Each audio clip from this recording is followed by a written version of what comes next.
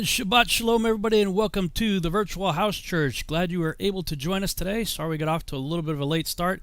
I got a message from Juan Carlos. He's going to be joining us in a few minutes. I guess he's been delayed for some reason, although I do have Jake Grant with me, and we'll get started in just a second here. If you are new to the Virtual House Church, I welcome you to go to our website, virtualhousechurch.com.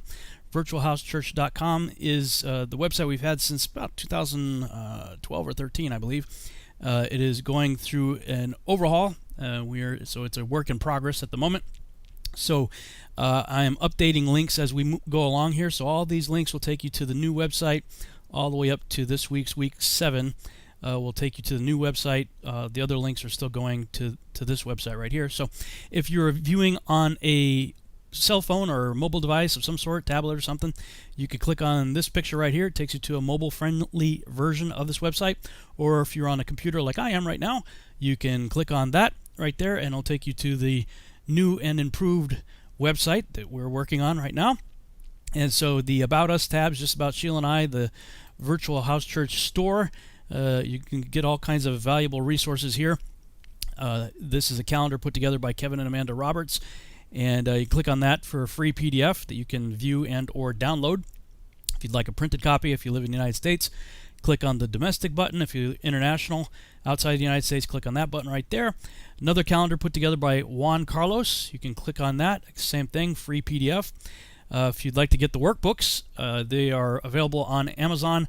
You'll probably get them faster through Amazon. You'll get them cheaper through us when I have inventory. Right now I still do have some inventory, and all the orders that have come in up to date have been mailed. So if you haven't got your order yet, be patient. It is in the mail. You should receive it shortly, and that's where you can save a little bit of money and get all 5 together. If you'd like to get the PDF version, you can click on that, get it instantaneously, and you can print those off and have copies for your home group or whatever. The Ephraim Awakening DVD-ROM contains all the resources you see there, so all that on one disc for you. A statement of faith, just what we believe here.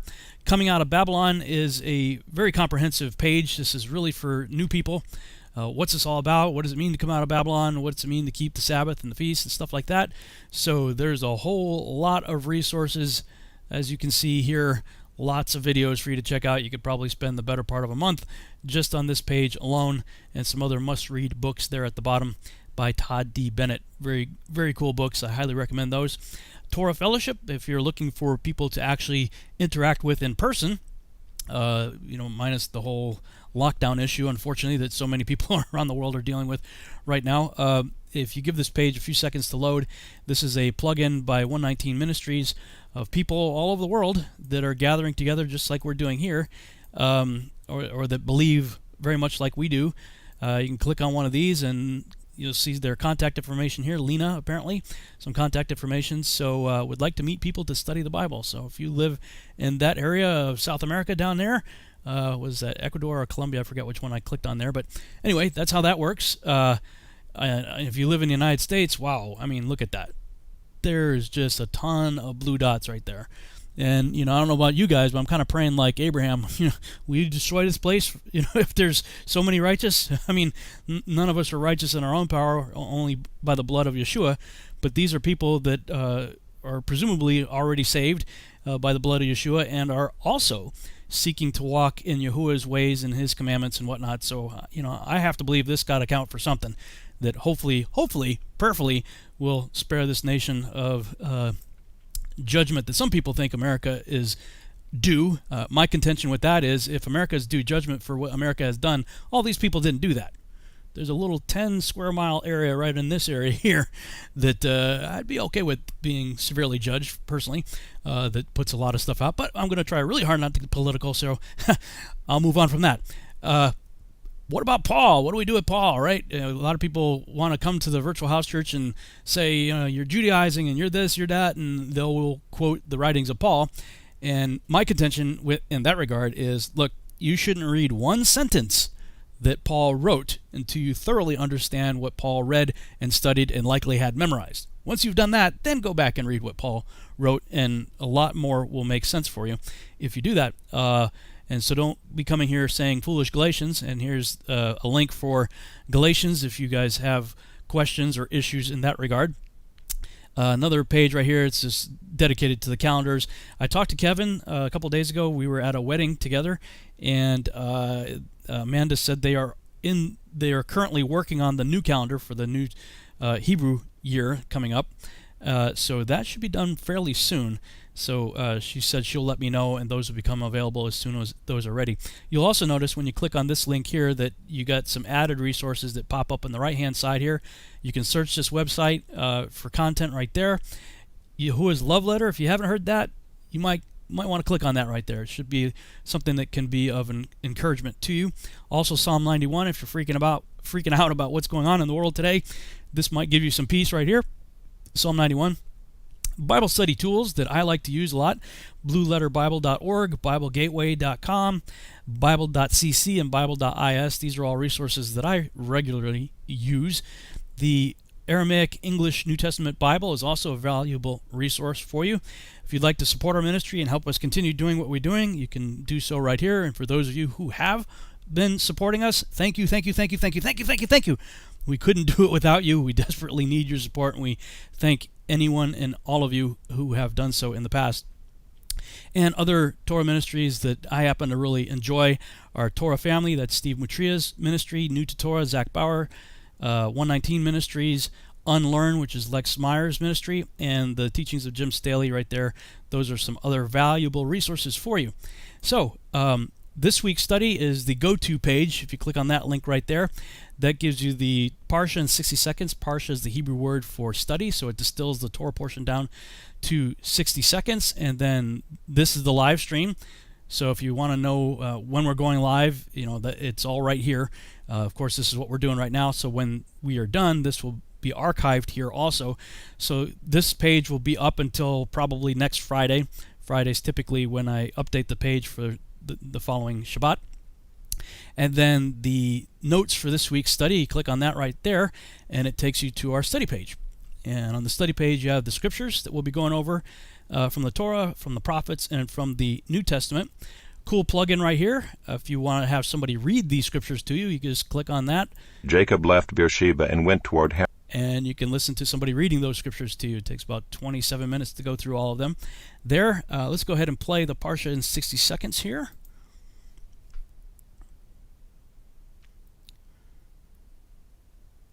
Shalom and welcome to Parsha in 60 seconds. Today's portion is from Genesis 28:10-32:3. It is called Yetze, which means, and he went out. Jacob was on the run. While using a stone for a pillow, he dreamt about a ladder to heaven, with angels ascending and descending. God stood beside him and made a promise. Jacob arrived at Haran. When Jacob saw Rachel, he chucked a huge stone from the well's mouth, watered Laban's sheep, kissed Rachel, wept like a baby, and told her that they were related. Laban had 2 daughters. The eldest, Leah, had weak eyes, while the younger, Rachel, was beautiful. Jacob worked 7 years to marry Rachel, but on their wedding night, Laban gave Jacob the slip and gave his older, less attractive daughter Leah. So Jacob worked another 7 years and married Rachel as well. Leah was very fertile, and Rachel was barren. Many babies and way too much drama later, Jacob was thinking about moving home. Jacob had been scamming Laban in the sheep business, and Laban eventually caught on. Jacob tried to leave secretly with all the possessions, but was caught. After a long confrontation, Laban and Jacob decided to make a covenant not to harm each other. When Jacob left, the angel of God met him. And that is Yetze in 60 seconds. All right. Always enjoy watching that. That's this week's Torah portion distilled down to 60 seconds. We have archives from previous years where we did studies. I just did audio back in 2012. I took the audio from the 2013 and turned it into video, so you can see that right there. 2016 broadcast we did with Now You See TV and My House Ministries. Darren and Zach joined us again for this week's study back in 2017. That's the one I actually listened to this morning and really enjoyed that. So I highly recommend you check these studies out again. This is this week's study we're doing right now, and study done by others. Again, I think this is JP and Charlie overseas. I think that's their ministry right there. And the Ardell Your Living Water Torah commentaries, guys, you gotta check these out. If you haven't, you need to. Click on those. You can view and or download the PDF. Highly recommend you read those. Very insightful. Always enjoyed the writings of Ardell related to the Torah portions and prophets and New Testament. Starter questions to help you kind of get the ball rolling, if you have a home group study, or even just to get the gears turning for yourself, 3 simple questions you can ask ask yourself and fill in the blanks there on a piece of paper, and or if you have the workbook, you could write it in there. If you want to check out the parallel portion in the book of Joshua, that's this link right here, chapter 31 of Joshua. Some notes from previous years, apparently talking about what you see and how it can affect you at even a genetic level. I think this was the water experiment and some things we must have talked about probably in the 2012 or 13 broadcast. Jim Staley's Truth or Tradition video, and why Christmas was banned in America until 1820. Apparently we were talking about paganism and worshiping Yahuwah in ways he says not to in previous studies. Some other resources here for you to check out. I just included this for this week's study, the Hebrew alphabet chart put out by For His Glory Ministries. That's Dr. Joel Young. So it shows how the Hebrew letters, what the Hebrew letters are, the name of the Hebrew letters, and the numerical value and the meaning of the names. Very valuable chart to have. Might want to maybe print that off for yourself. And these are the usual things I have on every page of our study. So, all right, we'll just go ahead and jump in. I have Jake joining me here today, and hang on a second, Jake. It looks like you moved again. I got to move your camera over again. Hang on a second. We'll get you on just a second here. Oops. And there we go. How you doing, Jake? Hey, doing pretty good. Awesome. So I'm excited to hear your thoughts on this week's Torah portion and or Prophets or New Testament. So I'll turn it over to you. Awesome. Okay. Well, this Torah portion. First of all, it's good to be back. I know I've missed 2 weeks here, but it's good to be back and join you guys again. Yeah. Thank you. We're at the end of a long move. We're finally back in Kentucky, and now we're just waiting for Sierra to have a baby. So I'm like, it's basically like a human game of Jack in the Box, waiting for my baby to come. So just So anyways, yeah, this Torah portion is really a really important one. A lot of people, they've heard the term the time of Jacob's trouble, and of course we look at the book of Revelation to kind of characterize this time, but a lot of people don't know that the time of Jacob's trouble scripturally actually kind of characterized this time of like 20 plus years that represented this time after Jacob left Isaac and Rebekah and his brother Esau and went to then find his brides and then eventually, kind of had, through this difficult time, had the father grow him into the patriarch that he eventually, was this nation that went down to Egypt and turned into, a mighty nation of Israel. So just the kind of the top level of this Torah portion that we can kind of get out of it is that Jacob goes through this enormous time of tribulation and hardship and just is down on his luck, it seems like. But it's because of this time of trial and tribulation that Yah can actually bless him. And it's through the things that happened with Laban and the changing of his wages and the having to sojourn, go all the way back up and away from his father's household and, in a strange place. It's interesting that God kind of uses these times of trials and tribulations. And so, like, just on a very base spiritual level, this whole Torah portion is all about, hey, just stick in, even though people do you wrong, God's going to come through on the back end, because vengeance is his and he's going to repay. And so in the same way that Job went through a lot of trials and tribulations, we see kind of Jacob going through his own share of those tribulations. And the reason I started off kind of mentioning how this is characterized as the time of Jacob's trouble, these years that Jacob goes and he works for these brides and then he eventually grows into this flock, is because there's an interesting parallel, prophetic parallel that we can apply to this whole Torah portion as we're reading through it and as we're talking about some of the different elements that really does play a significant role, I think, in end times eschatology and how there's a lot of things we can learn about this exchange and the deceptions and the trials that Jacob goes through here that believers are going to have to go through in the end times. And so in this Torah portion, Jacob, of course, he goes and there's a lot of aspects of Jacob and kind of the role that he takes when he goes and shoves this stone aside for these 3 waiting flocks of sheep. There's a lot of interesting things there that I've kind of started to look into about how they kind of parallel some messianic attributes, because we know that time of Jacob's trouble is leading up to the time where the return of the Messiah is, and so there's some things we can learn there. But let's just get right into the top of the Torah portion, which mentions some really interesting thing, which is the stone that Jacob lays his head upon.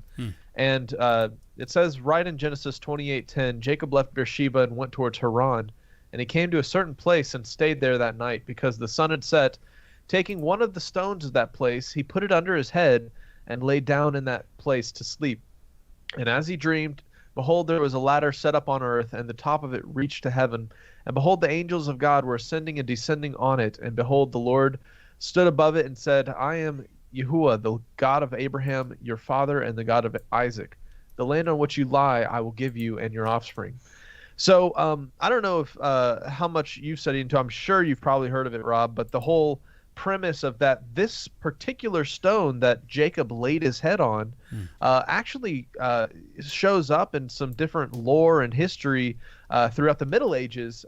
Apparently, the Scottish British monarchies claim kind of authority to the Davidic throne because they actually apparently have possession of this particular stone that Jacob slept on, and it's called the Stone of Scone. I don't know if you've heard much about that one. Yeah, I have.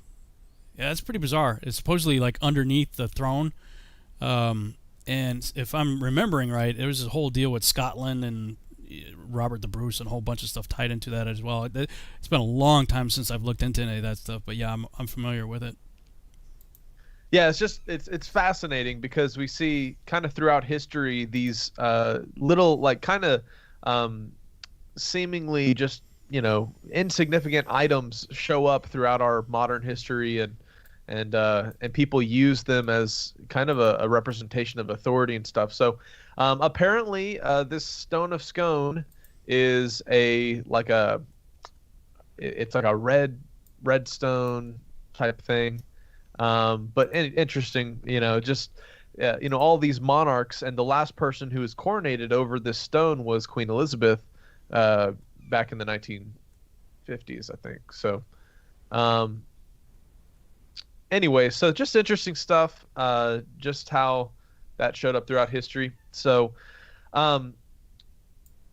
there's also an interesting example here of superhuman, strength of Jacob. Whenever he had this amazing dream, he goes to the land of Haran, and he goes up to this well, and he pushes this stone that had been set on top of the well aside, and all these people are waiting. These flocks are waiting for this stone to be removed so that they can water their wells, and we have in some of the extra biblical writings, different examples of like superhuman strength and stuff. And I kind of wonder if this is one of those examples of Jacob, or, these patriarchs going in and having, this enormous amount of strength and being able to move the stone off the top of the well.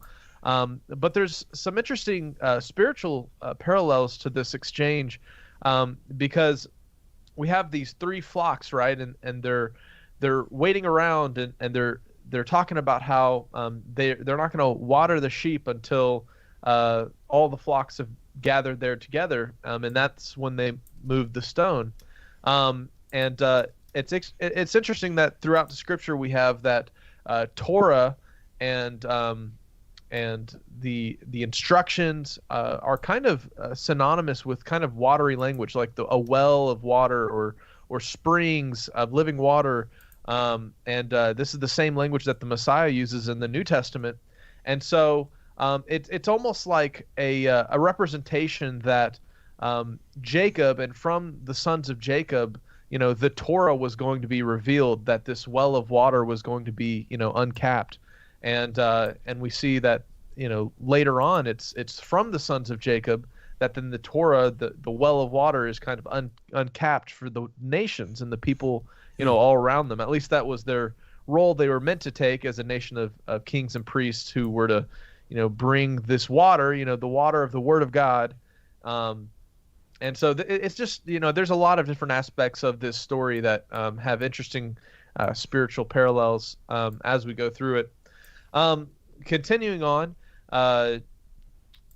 Jacob makes a vow, and he says, if God will be with me and will keep me in this way that I go, and will give me bread to eat and clothes to wear, so that I am come again to my father's house in peace, then Yahuwah shall be my God, the Lord shall be my God, and this stone which I have set up for a pillar shall be God's house. And of course, this is when he had that exchange with God. But it's interesting that this whole time, and all the different things that Isaac and Abraham have gone through, that it really is this instance in the end of chapter 28 that Jacob chooses Yah as his God. And it kind of made me think of the whole modern concept of people grow up in the faith, and they grow up believing the things that their parents tell them, but it's really not until we kind of reach an age of maturity and that we choose God to be our God, not just the God of our parents, that we really step into kind of a calling and a destiny of our own.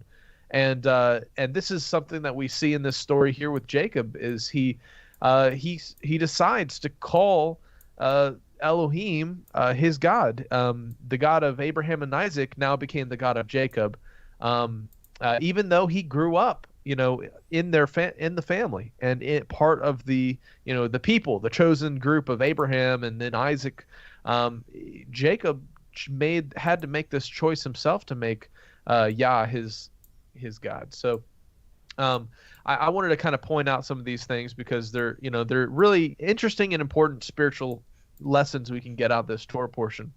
I find it really interesting, this whole story in chapter 29, the marrying of Leah and Rachel. What an unfortunate situation where Jacob kind of gets duped by Laban. And something significant about this that I wanted to point out that I learned recently is a possible explanation for why Jacob was deceived into marrying Leah and going into her, and then waking up in the morning going, oh man, I just, this is not the one I worked for 7 years, is because according to Jasher chapter 28 verse 28, in talking about Adinah and Laban, Adinah is the wife of Laban, and it says that she conceived and bore twin daughters, and Laban called the names of his daughters the name of the elder Leah and the name of the younger Rachel. And so whatever weight you guys want to give to it, it is a possibility that according to this Jasher verse, that Rachel and Leah were twin daughters of Adinah. And so this is a likely possibility for why it is that Jacob mistook them. Perhaps they were very similar looking. There's a lot of instances of twins in the scripture, and I find it interesting that if Jacob was, a fraternal twin in his own right, that he's marrying a twin. And so, all of these kind of, the more you study this out, you realize, wow, a lot of these people seem to be, there seems to be a significance with twins in scripture, at least is part of what I'm getting at. So that's a possibility there. Another thing that stood out to me in this Torah portion that I just wanted to point out to people before I get too much further into it is just the greeting between Jacob and the men of the flocks around that well. It says, I had to point this out to you because it's in the Blue Letter Bible. When you look at the concordance, you can actually see in the Hebrew what they're actually saying. And people say like Shabbat Shalom, and it's just a greeting. Shalom means peace. Well, that's actually the greeting that's being given in Genesis. I think it's chapter 29. Yeah. And anyways, he says, and he said unto them, is he well? And they said, he is well. And then behold, Rachel, his daughter, comes. And in the language, they're actually saying shalom, and they said to him shalom, and then it says Rachel came. So whenever you look into pull up Blue Letter Bible for this verse, Genesis chapter 29 verses, I think it's chapter 29 verse 6. Sorry, I had my the concordance up here, I couldn't find the verse, but yeah, it's that little exchange. They're just literally saying the word shalom to each other. So that was interesting. I wanted to point it out. So anyways, going on, we see here that Jacob is deceived into working these 7 years, and then he gets Leah instead. Whenever Laban comes out, he goes, well, fulfill your your feast week with her, and then you can go into Rachel. And so there's two things I want to point out here that are kind of contradictions to what the Torah tells us about marriage and betrothal. And of course, we know that it was because of transgression that the Torah was then added, and so that people could learn, what Yah's way is. And so we know that, of course, Haran came from, it's not Abraham's house. It's the house of the pagans, which Abraham left. And so they had some interesting customs, which included the giving of the older daughter before the younger. But just the whole premise of taking two daughters as a wife is a contradiction of Torah, because we have a verse that tells us not to marry your wife's sister while your wife is still alive, because that causes issues. But it's almost like the opposite with what Laban decides is he's like, no, you can marry the wife, but you can't marry anyone else. So I guess it's just a little bit of the culture that's coming through of the Chaldeans, and also the feast week. According to the Torah, it's a year period that a man was to spend with his wife, and according to this culture, I guess it was just that 7-day week period. But those are just a couple main things I wanted to point out that later on we learned from Moses, that those are things that are probably the best. You don't want to do those. Okay, so then we start having the war of birth, the war of fruitfulness with Jacob and the wives. Rob, you said you had pulled up some interesting things with the names and the sons of Jacob, and just it'd probably be interesting to go through some of those, because once you start to see the different children being born, you kind of see this struggle being kind of depicted between the two women of Rachel and Leah, and they kind of just they name basically the battle based on how they're naming their children. It's really interesting. Yeah, I'm going to hold off on talking about that right now because I'm still assembling it here as you're talking.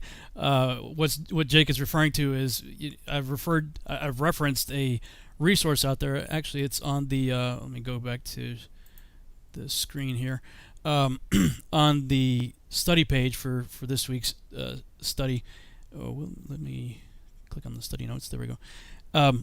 There's a resource called a Dictionary of Scripture Proper Names. This right here, and it's not always the case, but many times it is the case that the names in the specific order in which they're given tend to quite often actually spell out an interesting paragraph when you take the meaning of the names in the order that the names are given and string them together in sentences and paragraphs. So actually, while you've been talking, I've been feverishly in the background here copying and pasting definitions of the names that I see in this week's Torah portion. So I'll keep doing that while you guys are talking. Yeah, so anyways, this big war between the two daughters happens, and I find it really interesting, just kind of how the wives and their handmaids kind of separate out. by the end of this Torah portion, we have 8 to Leah, and I think it's 3 to Rebecca, and this is because, of course, Leah found that she was unloved, and Yah opened her womb, and that's when, of course, she has all the kids. But it's this Torah portion that we find out about, the different sons that are born to each one. And something that I wanted to point out to this that I never thought of before, and then I'd love to hear maybe your guys' thoughts on this. And I see Juan's here, and maybe he can share with us some. But this last thought is that while this time is characterized as the time of Jacob's trouble, it's interesting that if this is a prophetic parallel to the end times, that at the end of this exchange with Jacob and Laban, we have Laban stepping into a role of almost a precursor to the Antichrist, or to the Pharaoh, in the way that he pursues after Jacob after the fact. So we have Jacob, he grows wealthy, he takes all the sheep and basically plunders Laban's flocks, because Yah blesses Jacob and gives it to him. And so what we have is, at the end, is Jacob flees and Laban comes after him. And isn't this an interesting parallel to what will happen later on in the coming Torah portions once we get into Exodus, with what happens with the children of Israel once they go into Egypt, a foreign place where Yah builds them up, makes them fruitful, makes them blessed in different ways, and then they leave that place where he poured out this blessing on them. And then, of course, the Pharaoh, or in this case, in this Torah portion, Laban, come after and chase after him, and they're like, hey, you're taking all my stuff. So I wanted to point out that parallel, because if this is also a parallel to the end times and the time of Jacob's trouble, then this whole exchange with Laban chasing after Jacob and after his wives, the bride that flees to the wilderness, if we were to bring out more Book of Revelation language to it, there's just a lot to learn in this Torah portion, just because it is kind of this time of Jacob's trouble, and so there's got to be some really fascinating prophetic parallels that we can draw out of the text. Just the way that the flock is separated is really interesting and can have end times implications. I mentioned earlier, talking about how Jacob had some kind of messianic parallels to him, and how he shows up and he uncaps this well of water, and it's interesting that we have at the end of this Torah portion, all the people flee, and the flocks that were given to Jacob, it's a similar process to the separating of the flock in the end times with the Messiah, and how the church kind of has to go through a time of tribulation and purification. I always find this story of the white sticks in the water fascinating. Apparently they were known aphrodisiacs, and they caused the flocks to mate more, and that's why Jacob got the strong. But I also find it interesting that out of the separation that happened, it was the weak that were given to Laban. So Laban's flocks ended up being these kind of sicklier, less strong animals, and it was Jacob that started getting these, really viral and strong animals, and I think that might be a telling thing for the end times. Is there is also a separation of the flocks, so to speak. The separation of the wheat and the tares. A lot of this language, we can find parallels in with the New Testament concept of the time of Jacob's trouble, I guess, is mostly what I'm getting at. And so, the whole point of this Torah portion, just on a final spiritual application, is that Jacob went through some really hard things. Laban changed his wages 10 times. He tricked Jacob and gave him the wrong bride on his wedding night. He came and tried to, take the flocks that were supposed to be Jacob's wages. But it was through all this that we see that Jacob was prospered and blessed. And it's all preempted by this exchange at the very beginning of the Torah portion, where Jacob tells Elohim in that exchange, like, hey, if you will provide for my food and my clothing, then I will also call you my God, just like my fathers called you my God. And so, in the same way, maybe this is, how it should be for all of us. Maybe we should step away from the necessity of living by the faith of our parents and start to claim it as our faith. And that's when we'll actually see blessing and our walk kind of guided, because then we're no longer just kind of holding on to the coattails of our forefathers.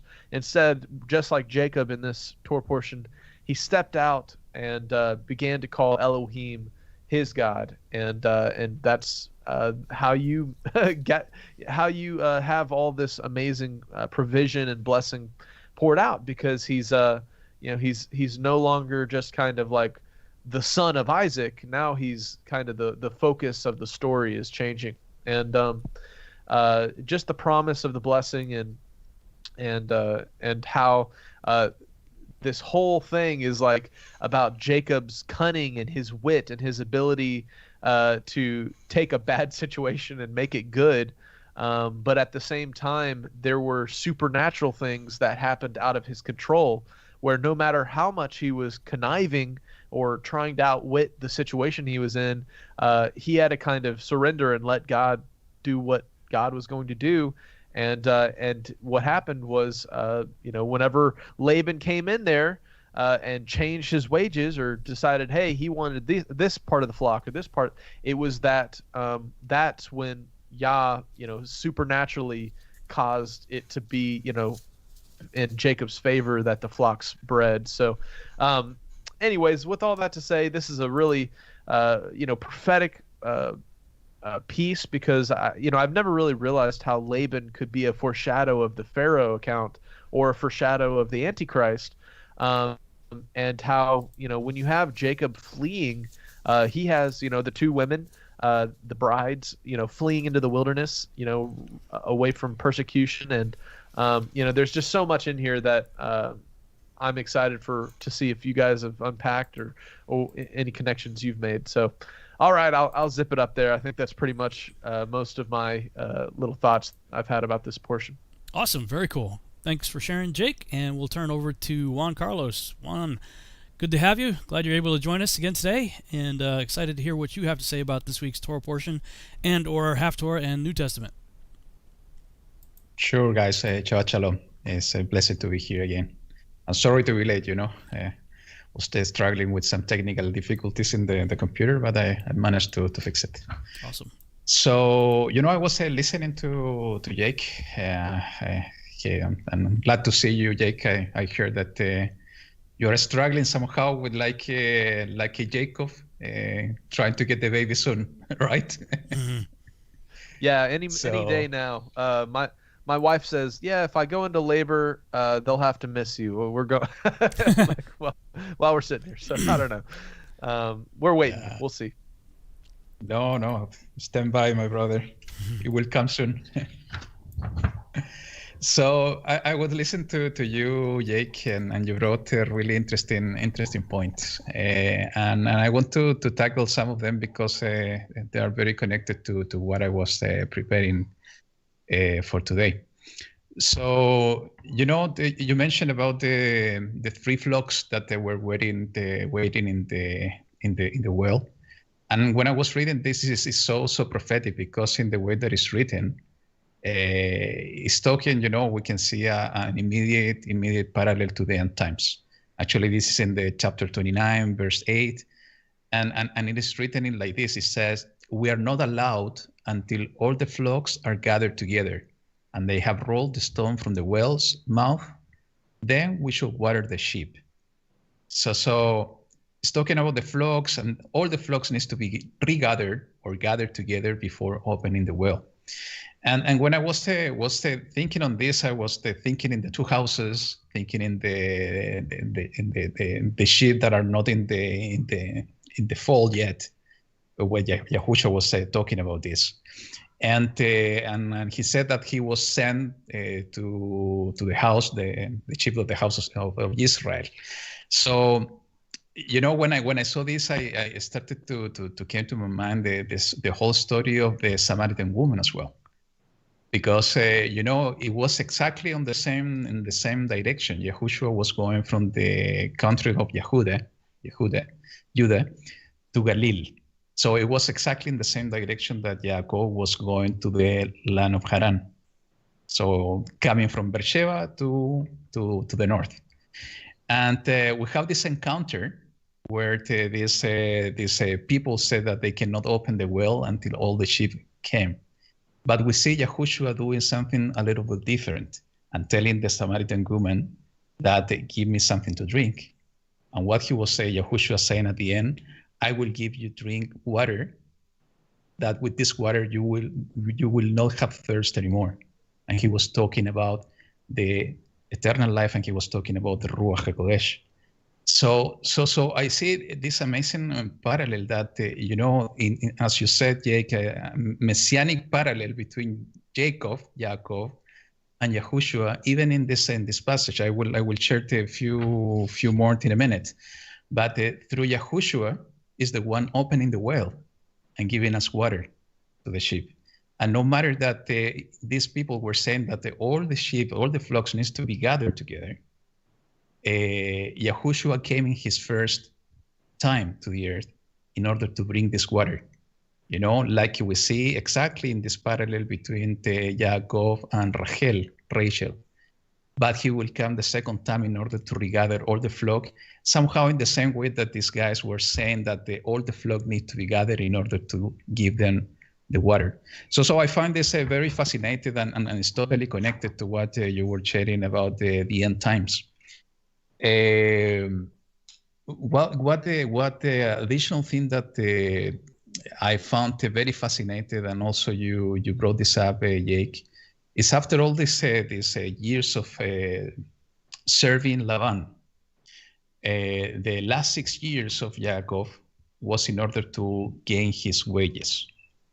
And in this parallelism between the Mashiach and Yaakov, for me, it was really interesting that Yaakov decided to choose the flocks with spots.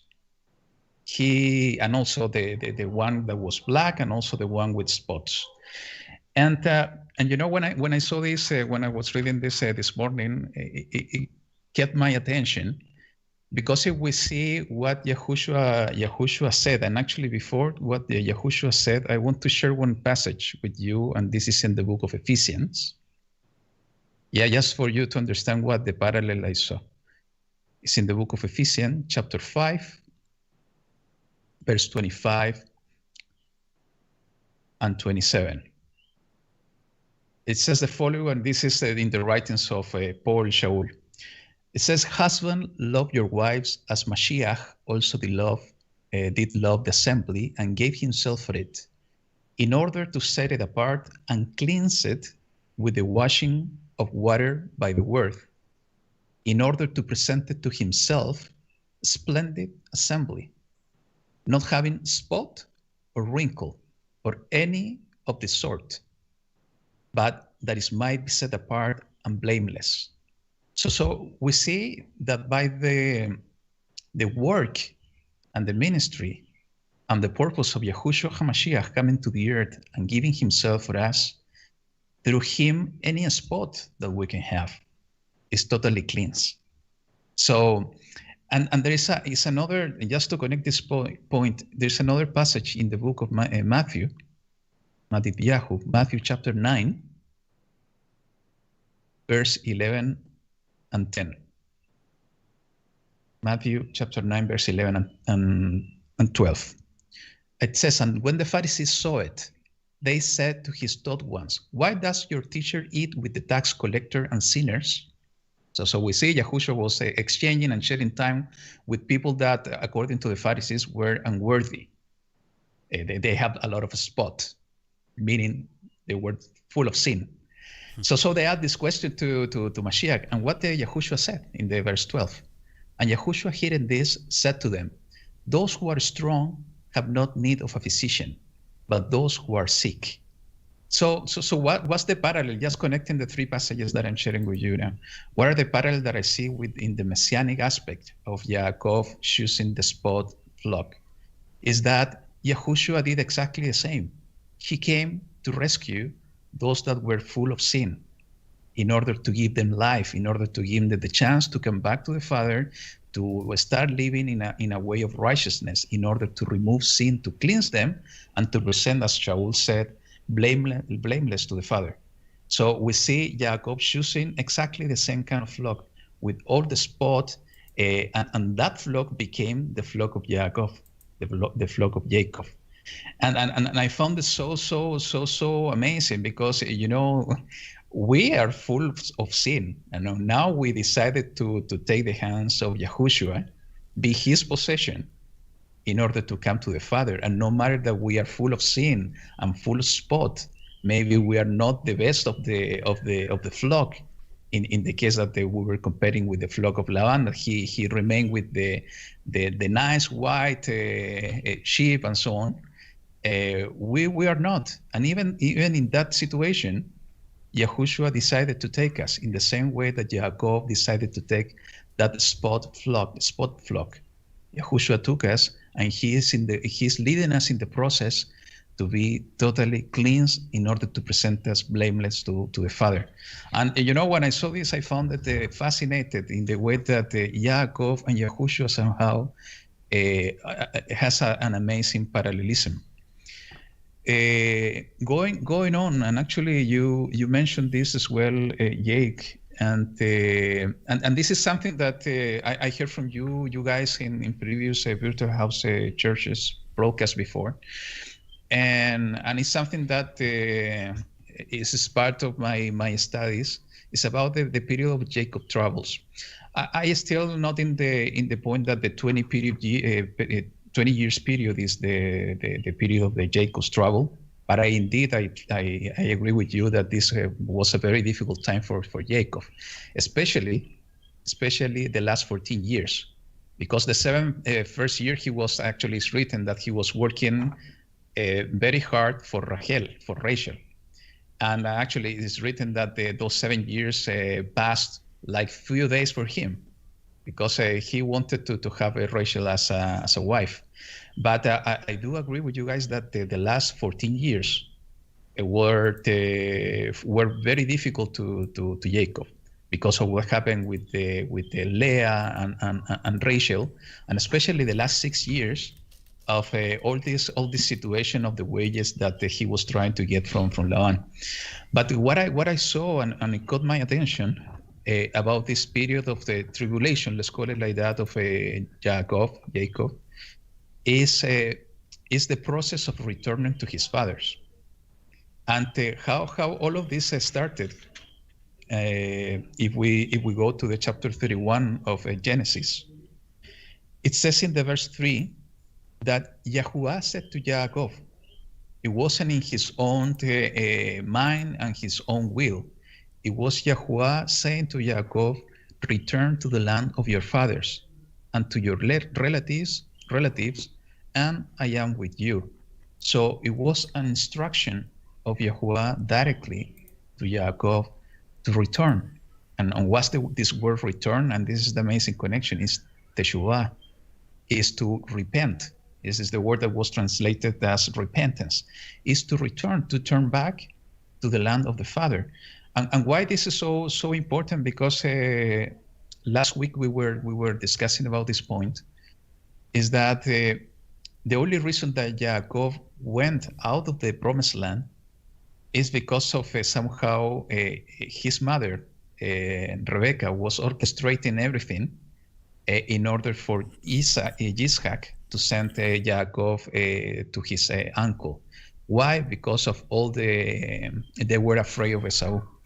But if we go even back, one step back, the promise to Abraham was somehow connected to the fact that he needed to leave his parents and the lands of his parents.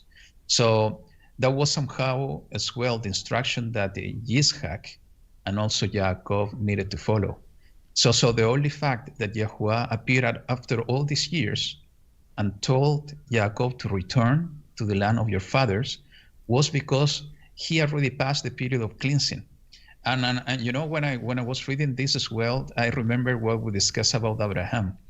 Abraham went through also a period of cleansing when he departed from his father. We know that he went to Egypt. He had all this situation with Pharaoh. Also, he had all this situation with Abimelech. And we were speculating somehow a few broadcasts ago that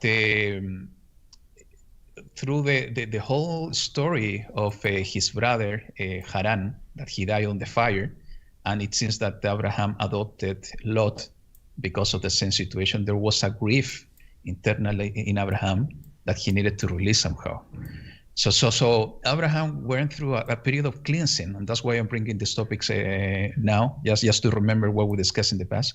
We're in a period of cleansing before receiving all the promises from Yahuwah. And we see exactly the same thing happening here in Yaakov. He went through this period of cleansing of these 20 years. You know, after all the story with Esau escaping, running away of Esau's wrath, serving Laban with all this hardship and so on.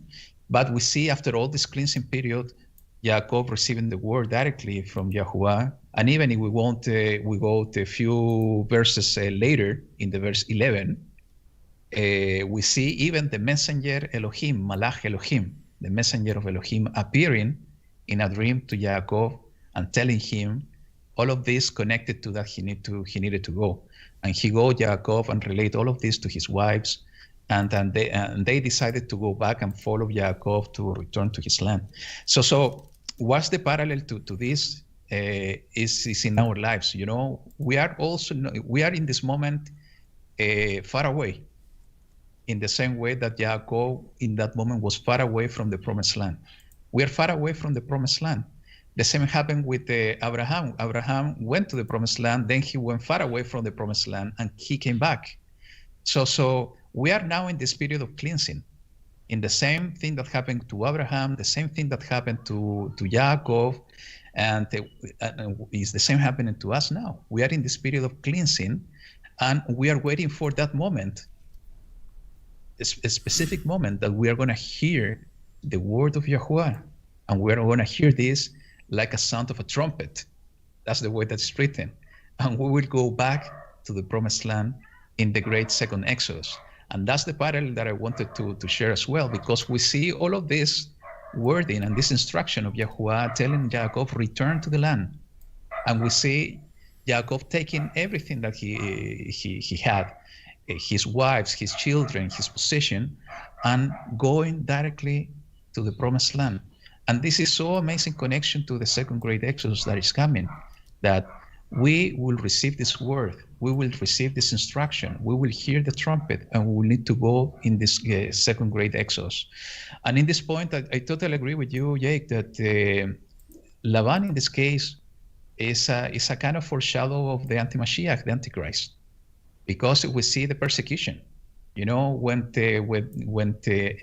let's put it in this way. When Jacob woke up, like the prodigal son, and he said that he needed to go back to his father, and he needed to return to the land of his father, he started to get this persecution of Laban. And you know, Laban tried to get everything from Jacob, even his children, his wives, and so on.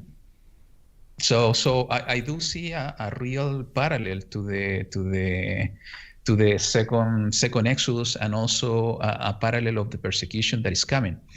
So connected to what I said, something at the beginning about the part of my study was the specific period of Jacob's travel. It is my belief now that somehow this period is the more relevant one, considering the parallel between the great tribulation that is coming. Is the tribulation that Jacob went through when he wanted to go back to the land. The persecution he got from Laban, and we will see in the next portion, is also he was so afraid to go to the land because of his brother. And we will see in the next portion how this the process that he went through, how the family was separated, and so on. And I'm not going to go there because it's coming next week. But all this period of time when he decided to go back, to return to Abba, he started to get all this persecution. And you know, just to do a parallel to what's going on today, you know, in the world that we are living today, in the system of the world that we are living today, we see exactly that. You know, we are not feeling the persecution directly, most probably, but it's just a matter to look around and to see how the world has become dark. And for all of us that we want to follow the way of Yahuwah and the righteousness of the kingdom of Yahuwah, we can be flagged or tagged as the terrorist or the preacher of hate or something like that. So there is persecution going on currently. We are not in a direct persecution, but we can see clearly there is persecution for the people of Yahuwah in our days, and that's why what's coming next. I must believe very soon the persecution is we are going to feel it even stronger than we can see it now. In the same way that when Yaakov decided to go back fully, to return to the land of his father, to the promised land, the persecution was already in place. He was getting persecuted. So you know, this is really interesting and important based on what we are living and the days we are living today and the days that are coming ahead. So we need to be really prepared and have the same attitude of Yaakov. You know, we see all this discussion between Yaakov and Laban, just telling Laban everything that he did for him. But the important thing at the end is that Yaakov was strong internally. And why he was so strong? Because he had the word of Yahuwah.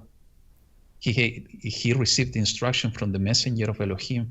So the strength he has internally was not because of his willpower. It's because Yahuwah was giving him the instruction, and he was holding fast to the word of Yahuwah in order to go back to the land. So that needs to be our attitude, especially with everything that's going on in the world today. Our attitude needs to be that we are holding fast to our strong tower, to Yahuwah Eloheinu, because through his strength, we are strong. Because if we try to be strong by our strength, we are totally weak. So we need to hold fast to Yahuwah Eloheinu in order to have the same attitude that Yaakov, not to be afraid. You know, we see Yaakov very afraid in this portion. He was very afraid during this discussion with Laban.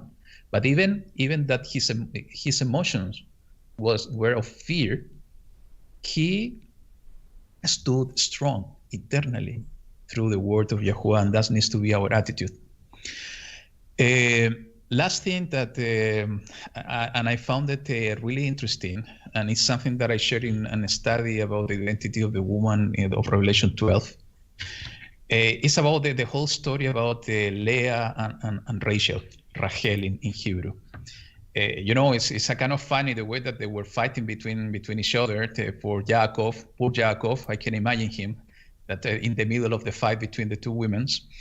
But you know what for me was fascinating when I was studying this 3 years ago is the pattern that we see in the scripture. You know, there are so many patterns in the scripture in different aspects, and also we see it here in the lives of Leah and Rachel. And what's the pattern? We see at least 3 stories in the scripture about two women, and I call this in the study that I refer to the tale of 2 women. And we see the first one is between Sarah and Hagar. So we see 2 women here, and also we understand what's the story between Sarah and Hagar, and through one of them, Sarah was the promised seed. Also, we see the story here of Rachel and Leah, the same, a very similar situation happening between them. And we see a third story in the book of Samuel between Anna and Penina. Both of them were wives of Elkanah. So what's the interesting thing here, and this is the way that I was explaining in that study about the tale of the two women, that we see the two amazing stories, and that through these stories of these women's, there were promises to Abraham, the promised seed. In the case of Rachel and Leah, we see the promises of the 12 tribes of Israel. That's why how the Israel was built up. And just to put a parenthesis there, it's so amazing how the New Jerusalem, in the description that we see in the book of Revelation, we see in the columns and the foundations of the New Jerusalem the names of the patriarchs. So basically, it's a kind of blessing to Leah and Rachel, no matter all this controversy between the two of them. So we see the 12 tribes of Israel coming through these two women. And also we see in case of Penina and Anna, we see also a promise of a judge, a promise of a prophet, in this case Samuel, and we know that Samuel is also a foreshadow of Mashiach. So what's the interesting thing here is that when we take a look in these three stories of the tale of two women, there's one thing in common between the three of them. And what it is that one of the women on these three stories were barren. Sarah, she didn't have the chance to have child, the same with Anna, and the same with Rachel. So what's the connection here? And there's an amazing prophecy, and I want to share with you guys, if it's coming to your mind, we can discuss this, and it's going to be an interesting discussion. And this is in the book of Isaiah, chapter 54.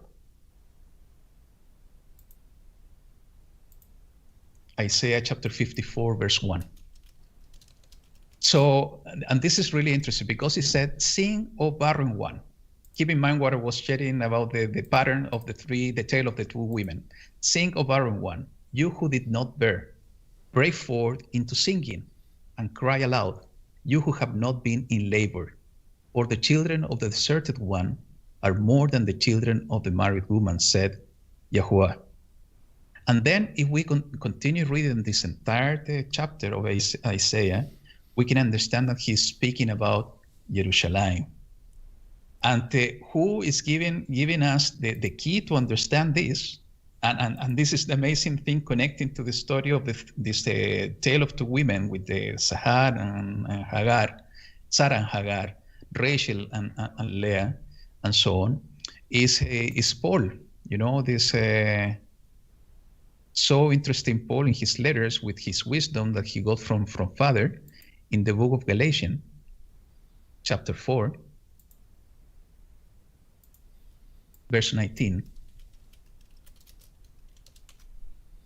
Actually, verse 21 and 22, it says, 22. "For it has been written that Abraham had two sons, one by a female servant, the other by a free woman. But he who has of the female servant was born according to the flesh, and he of the free woman through promise." This is allegorical, for these are the two covenants, one indeed from Mount Sinai, which brings forth slavery, which is Hagar. For this Hagar is Mount Sinai in Arabia, and correspond to Jerusalem, which now is, and is in slavery with her children. 26, it says, but the Jerusalem above is free, the new Jerusalem, which is the mother of us all. And Paul is connecting all the dots in the verse 27. "For it has been written, rejoice, O barren, you who do not bear. Break forth and shout, you who do not have birth pains. For the deserted one has many more children than she who has a husband. And we brothers, as Yitzhak was, are children of promise." So what the Shaul is saying here is that the barren woman, and in all this pattern, all this parallelism we have been seeing, is New Jerusalem, where the married woman is the Jerusalem that now is. So yeah, just to recap everything that I have been saying, we see even a prophetic view, a prophetic picture in what was happening between Rachel and Leah about what Shaul is talking about this pattern between two women's, one barren and the other one that wasn't where the promised seed were coming.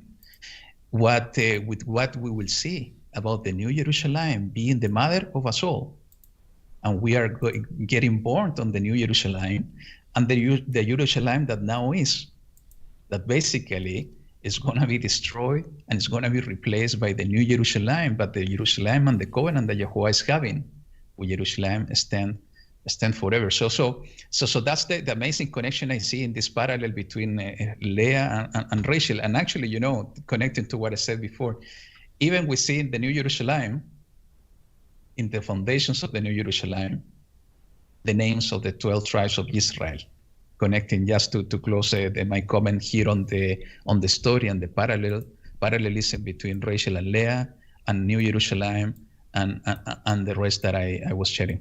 So guys, I don't know if you have any comments on this. This is what I have prepared today. So comments are welcome if you have any insights on these points. Jake, I'll let you go first if you have any comments you want to say on what Juan Carlos had just shared. Yeah, just the tale of two women, man. That's some great stuff. I think it's so interesting. You have like this bride language in the book of Revelation, and then you have the harlot, and then you have kind of this dichotomy between these two women, like Hagar and Sarah, and it's so fascinating. It just makes me think of how there's all these different aspects of the scripture that we can draw these parallels out of in order to kind of get a better understanding of what's going on, in different instances. It's like it's almost like in the instance of this Torah portion where Leah is the one who is the unfavored. She's the one that gets favor from the Most High because she's unloved in a worldly sense, right? There's just so much there. Great stuff, Juan. Yeah, very interesting. Actually, Jake, to the point, and I forget to mention, we see even in the book of Revelation a tale of two women. One is in the chapter 12, and the other one in the chapter 17. Yeah, yeah. So that's exactly a point. And what I was sharing in the study is that this barren woman, and the identity of the woman of Revelation 12 is the New Jerusalem. And I haven't shared this study, but I have said in other videos that my understanding is that the woman of Revelation 17, the great harlot, is the Jerusalem that now is the city of Jerusalem. So we see again this parallelism between the tale of the two women, even at the end of the book, what is coming about these two women and how everything is gonna be unfold. Yeah, good stuff. Wow. I've been thinking to myself, what do I respond to here? So much good revelation from both of you. So really appreciate that. Let me see what I can bring up here. Share my second monitor here. I would refer people back again to the Virtual House Church study page for this week's study. And specifically, I was going to play it. I didn't know if we were going to have 3 of us here today or just 2 of us. If it was just going to be 2 of us, I was going to play it, but I don't want to take up a good 25 minutes of the rest of the broadcast now that there's 3 of us here. But I would recommend you guys watch the 2017 broadcast that Darren and Zach from My House Ministries did. It's really, really good, especially from about 30 minutes in, from like 30 minutes till about an hour and 5 minutes or so. They do a really good commentary on the children and the wives there. So definitely worth checking out. Here's a cool graphic. I'm going to probably add this to this study page.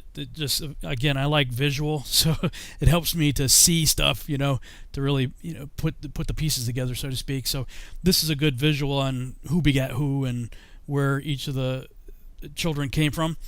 And while you guys are talking, there's a resource out there that's. I talked about the book, the Dictionary of Scripture Proper Names. Well, you can also go to the website, and the website is BibleCenter Center spelled with the TRE at the end instead of ER, BibleCenter.org.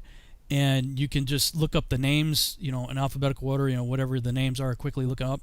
Gad was an interesting one to me, looking up Gad, because, let me see if I have that here. Yeah, so like King James says, and Leah said, "A troop cometh," and she called his name Gad. But everybody else says, "What a good fortune. I'm really lucky. Good fortune, good fortune, good fortune, good fortune." And so this is where this resource comes in handy here. The name Gad does mean an invader, troop, or fortune, but I think fortune is a much better translation in the context of, every time Leah has a baby, she's like, "Woohoo!" She's like, "Yeah, this is good. This is a good deal. Maybe he'll love me now." Now, of course, this came through Zilpah, which was Leah's handmaiden.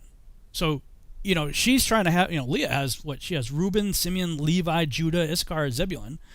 And Rachel, well, maybe it's not working out, so I'll give you Bilhah, and so through Bilhah we get Dan and Naphtali. Rachel eventually gives birth to Joseph and then later dies when she gives birth to Benjamin. But Leah's still in the game. She's like, I'm going to try again, so she gets Zilpah in here. And so, the names are like, her name's like, woohoo, this is a good deal. So I think the translation of fortune makes a whole lot more sense there than what we get in the King James. But let me see if I can pull up the names here. This is what I found out just looking through this week's Torah portion using that resource and looking up the names, starting with Jacob. And so some of this it doesn't really spell out what I was thinking it might, thinking it might have some kind of really cool paragraph. Not really, but it does have some perhaps interesting insight anyway. Jacob, he will take by the heel. Some say supplanter, some say deceiver, but we'll go with take by the heel. Haran, they're burning. Laban, white. Nahor's name means snorter. He snorted. So, okay. Rachel, a Rebecca, tying. Leah, weary. Bilna, and languishing. So if you threw that all together in a sentence, you end up, he will take by the heel their burning white snorter, tying, weary, and languishing. I don't know. Maybe that means something. Leah, weary. Reuben, Sia's son. Simeon, hearkening, joined. Levi. Judah, he will be praised. And I thought this was really interesting. And Jake, I hadn't heard that they were twins before. That's interesting. If they were, well, apparently they weren't identical twins, because he clearly preferred Rachel, but maybe they were, maybe because there's something up with her eyes, and I've heard different commentary on the eyes. Maybe she was cross-eyed or had something, lazy eye, or one eye going off in a different direction or something. She was apparently attractive enough for him to have a bunch of babies with. So she couldn't have been that horrible, but he clearly preferred Rachel there. I did think it was interesting, though, because Jacob had gotten all the firstborn stuff that was due to Esau. Esau was supposed to have these firstborn things, and so the birthright and the blessing, he cheated his brother out of. And so here's the secondborn taking off with, all the benefits of the firstborn. And then he goes and he wants the secondborn of Laban, but ends up getting Leah. So I'm wondering, if there's something there, if there's something related to the firstborn issue, that, he cheated his brother Esau, who was the firstborn. And so he gets cheated by Laban with a firstborn. I don't know. I just think there's probably something there, maybe a reaping what you're sowing kind of thing, maybe. Not sure. Just did anything like that occur to any of you guys, or did you guys have any thoughts along those lines? Jacob's a big fan of number 2, because then he does it later on with the blessing of Manasseh and Ephraim. He flip-flops. So maybe he's just trying to live out something that because Jacob and Abraham, they're referred to almost as prophets, and so it's really interesting to see how Jacob is kind of living out prophetically things that we see even in his when he was born. Yeah, Juan Carlos, do you have Any thoughts along those lines? No, not that much. Yeah, just to share that I read in one, I think it was in the book of Yasher as well, that Bila and Silpa were the sisters as well. Oh. I read this in some place, and I found it also interesting. Wow, I had not heard that. That is what a Jerry Springer family we got going on here. Yeah, exactly. What a mess for Yaakov. Oh man, wow. Okay, so continuing with the names, it is interesting to me though that it's through the firstborn, in this case Leah, that we end up with both Levi and Judah. So, you know, what Jacob, as we've discussed in prior broadcasts, was very likely the last of the Melchizedeks in the order of Melchizedek. You know, Abraham meeting Melchizedek after the Genesis 14 war, the extra biblical text telling you that the Melchizedek that he met was Shem. After Shem died, that anointing, that mantle, that responsibility, if you will, apparently went down to Abraham, went down to Isaac, then went down to Jacob, and then it gets split after that, where you have the priesthood eventually going to Levi and the kingship going to Judah. But I've always found it interesting that both of those come through Leah, which is so interesting to me, because you know we have the promise of the Messiah that's going to come eventually through Abraham's seed. That you would think, okay, you know, Abraham and Sarah, you know, they were the two that were meant to deliver the promise. It wasn't to go to Ishmael; it was to go to Isaac, and then it wasn't to go to Esau; it was to go to Jacob. And then when you get to Jacob, you're like, well, he wants Rachel, so you think that Rachel is the Sarah or the Rebecca, but I mean, Rachel's sitting on idols and she's doing. Yeah, she may have been the hottie of the bunch, but she's causing some problems here, you know, with the idols later. And you know, yes, she produces Joseph, who eventually produces Ephraim, but Ephraim, the northern 10 tribes, become known as Ephraim, and what do they get in trouble for? Idolatry. You know, so it's almost like the sin of the mother here carried forward, you know, into these generations, into this whole thing of idolatry. But what intrigues me looking at who came from who here, I mean, we put a lot of weight on Judah, obviously, because, you know, Messiah comes through Judah. And certainly throughout the Old Testament and the so-called Old Covenant, the weight goes on Levi because, you know, everything's at the temple and all the temple sacrifices and everything is being done by Levi. So a whole lot of biblical focus goes on Levi and Judah, but they come from Leah, the firstborn that Jacob didn't want. The one that Jacob did want was Rachel. She produces Joseph, who eventually produces Ephraim. And what intrigues me so much about that, and we'll get to it later, so I'm not going to spend much time on this, but later on when we get, I think it's in maybe Leviticus, where we start talking about the high priests and the breastplate and the gemstones, the rows of gemstones, and how there's all 12 of the tribes of Israel are on the stones. And then when you compare that to the stones that were on Satan's, when he was the anointed cherub, he only had 9 stones. And I forget, he was the ones that were missing from,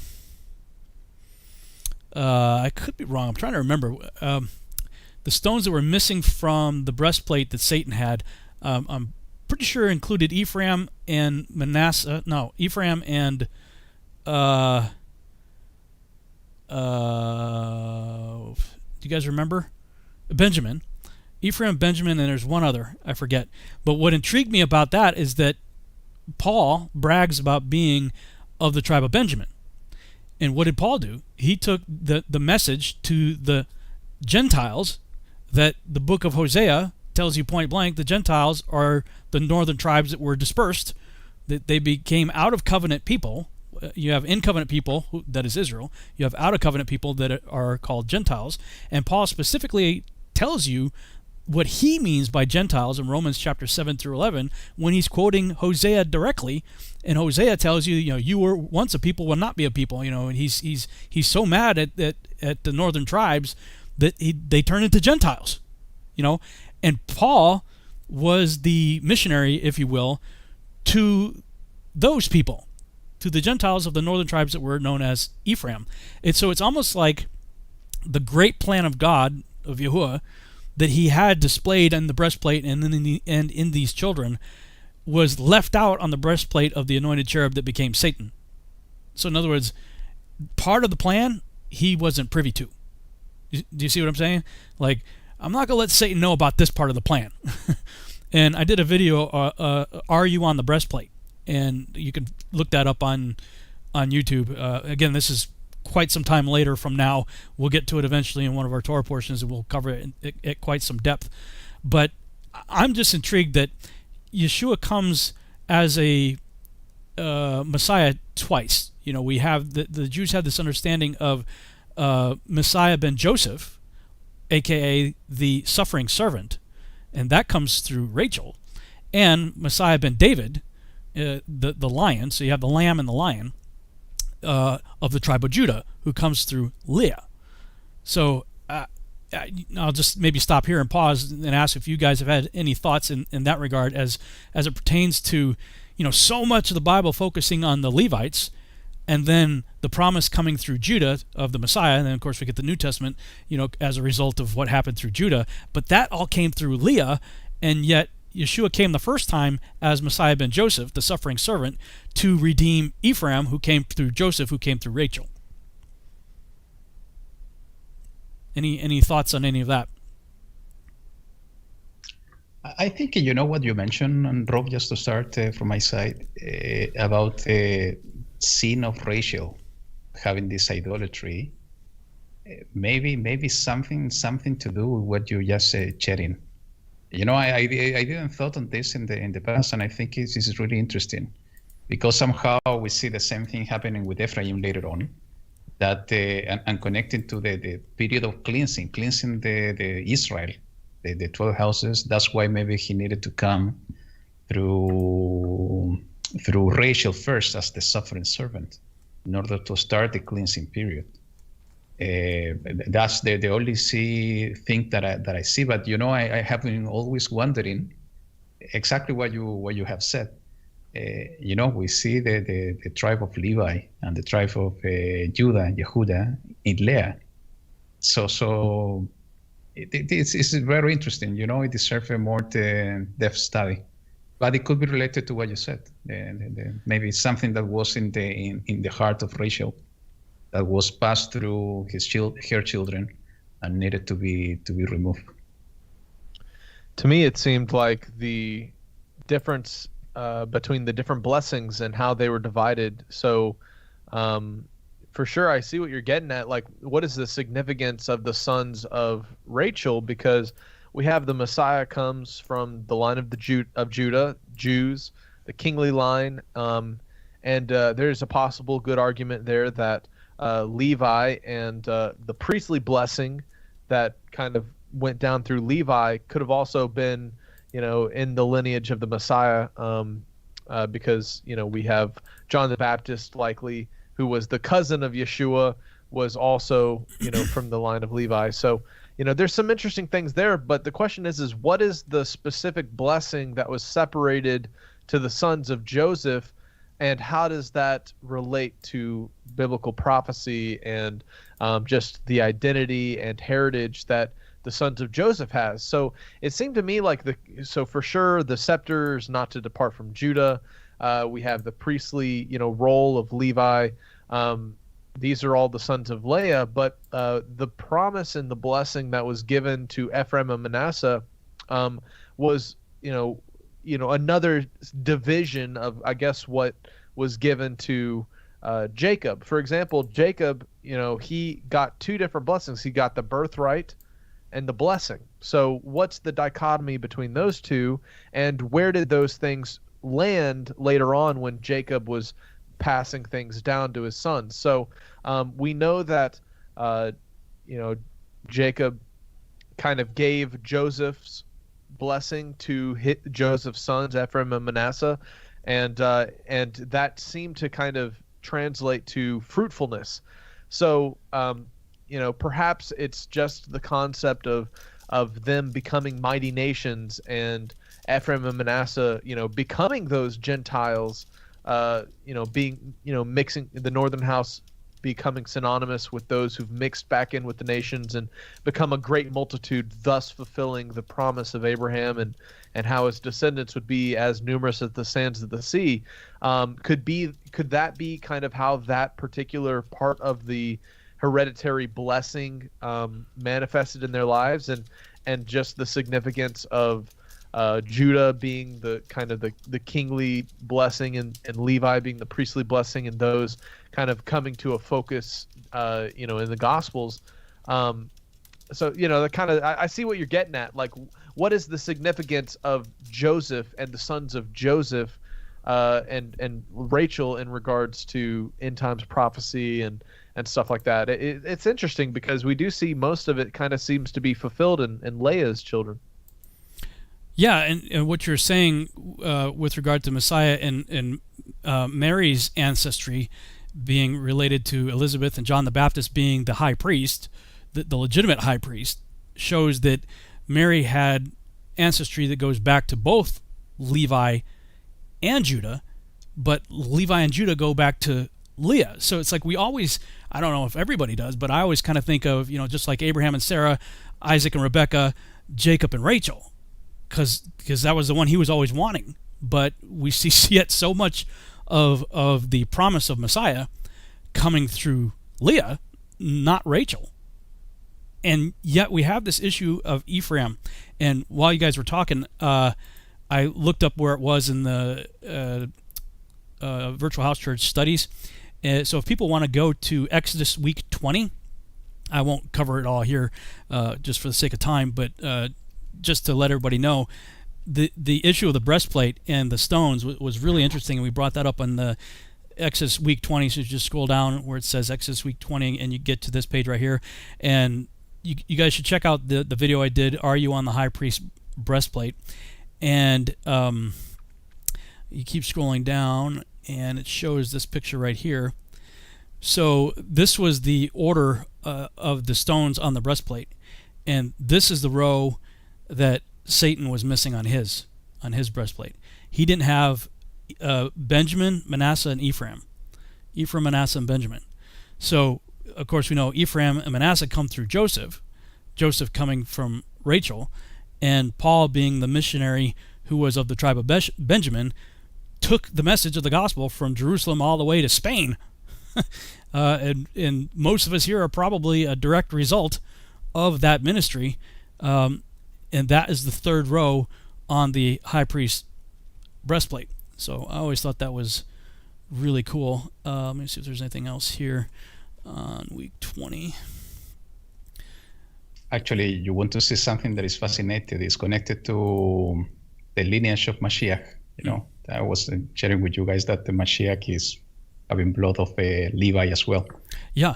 And it's connected to what you are saying, Rob. If you can put in the screen Exodus chapter 6, verse 23, please. Okay, just a second here. Exodus what? Chapter 6, okay. Verse 23. 23. This is really interesting because, this is connected to how the bloodline were coming together somehow. And this is talking about Aaron. And it says, Aaron took to himself Elisheva, daughter of Aminadab, sister of Nachshon, as wife. And she bore him Nadab and Abihu, Elazar, and Itamar. So who was the wife of Aaron was Elisheva. And keep in mind what was the name of the mother of John the Baptist. Elizabeth. Was Elizabeth, in Hebrew, Elisheva. Oh, wow. So that's cool. We see a parallel there. Huh. But who was Elisheva? Who was Elizabeth? Was the sister of Nachshon. And who was Nachshon? Go to the book of Numbers, chapter 7, please. You cut out there. Numbers what? Numbers, chapter 1, verse 7. Numbers 1:7. Okay. So it says that from Yehuda, from Judah, Nachshon, son of Aminadab.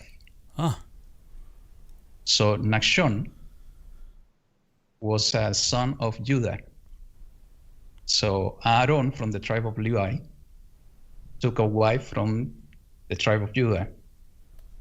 And basically all the priests, all the son of Aaron, have a mix of blood between Levi from his father, Aaron, and Judah from his mother, Elishua.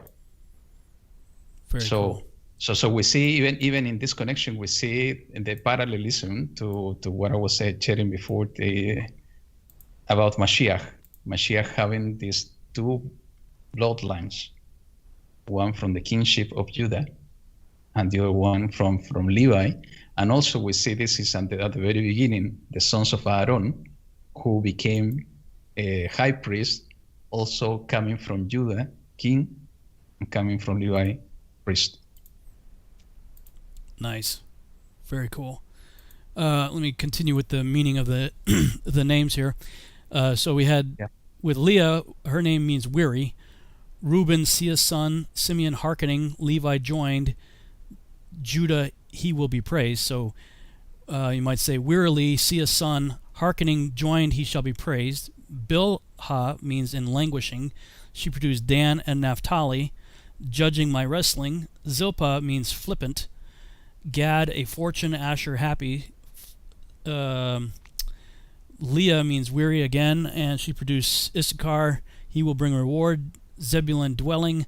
Dinah, judgment. And Rachel, in this portion, Torah portion, she produces just Joseph. We get to Benjamin later. Rachel, let him add. So I just put together just the names of the sons of Jacob here. So in a sentence, you end up with, see a son, hearkening, joined, he shall be praised. Judging my wrestling, a fortune, happy, he will bring reward. Dwelling, judgment, let him add. And then if you include Benjamin later, son of my right hand. And so that, it's a little cryptic there, but if you kind of think of that, that's like another promise of Yahuwah right there, it sounds like, son of my right hand. Well, I mean, all through Scripture, and we know that Yeshua is the Son of God, his right hand is his Yeshua, his salvation. So just a little something there. Maybe I'll include that in the notes. Take it for whatever you think it's worth, but that's what the names represent when you bring them into the order there. Regarding the topic of the time of Jacob's trouble, let me switch over here. This is BibleHub.com, Genesis 31:42. We see different translations will use hardship, abuse. Of course, we have affliction in the King James, but other translations will say, he knew my trouble I was in, so he helped me. And if you look up the word there, let's see, let me go to the Hebrew. Surely my affliction, that's Strong's number 6040, means affliction, poverty, but when you look in how it's used elsewhere, it is translated indeed as trouble.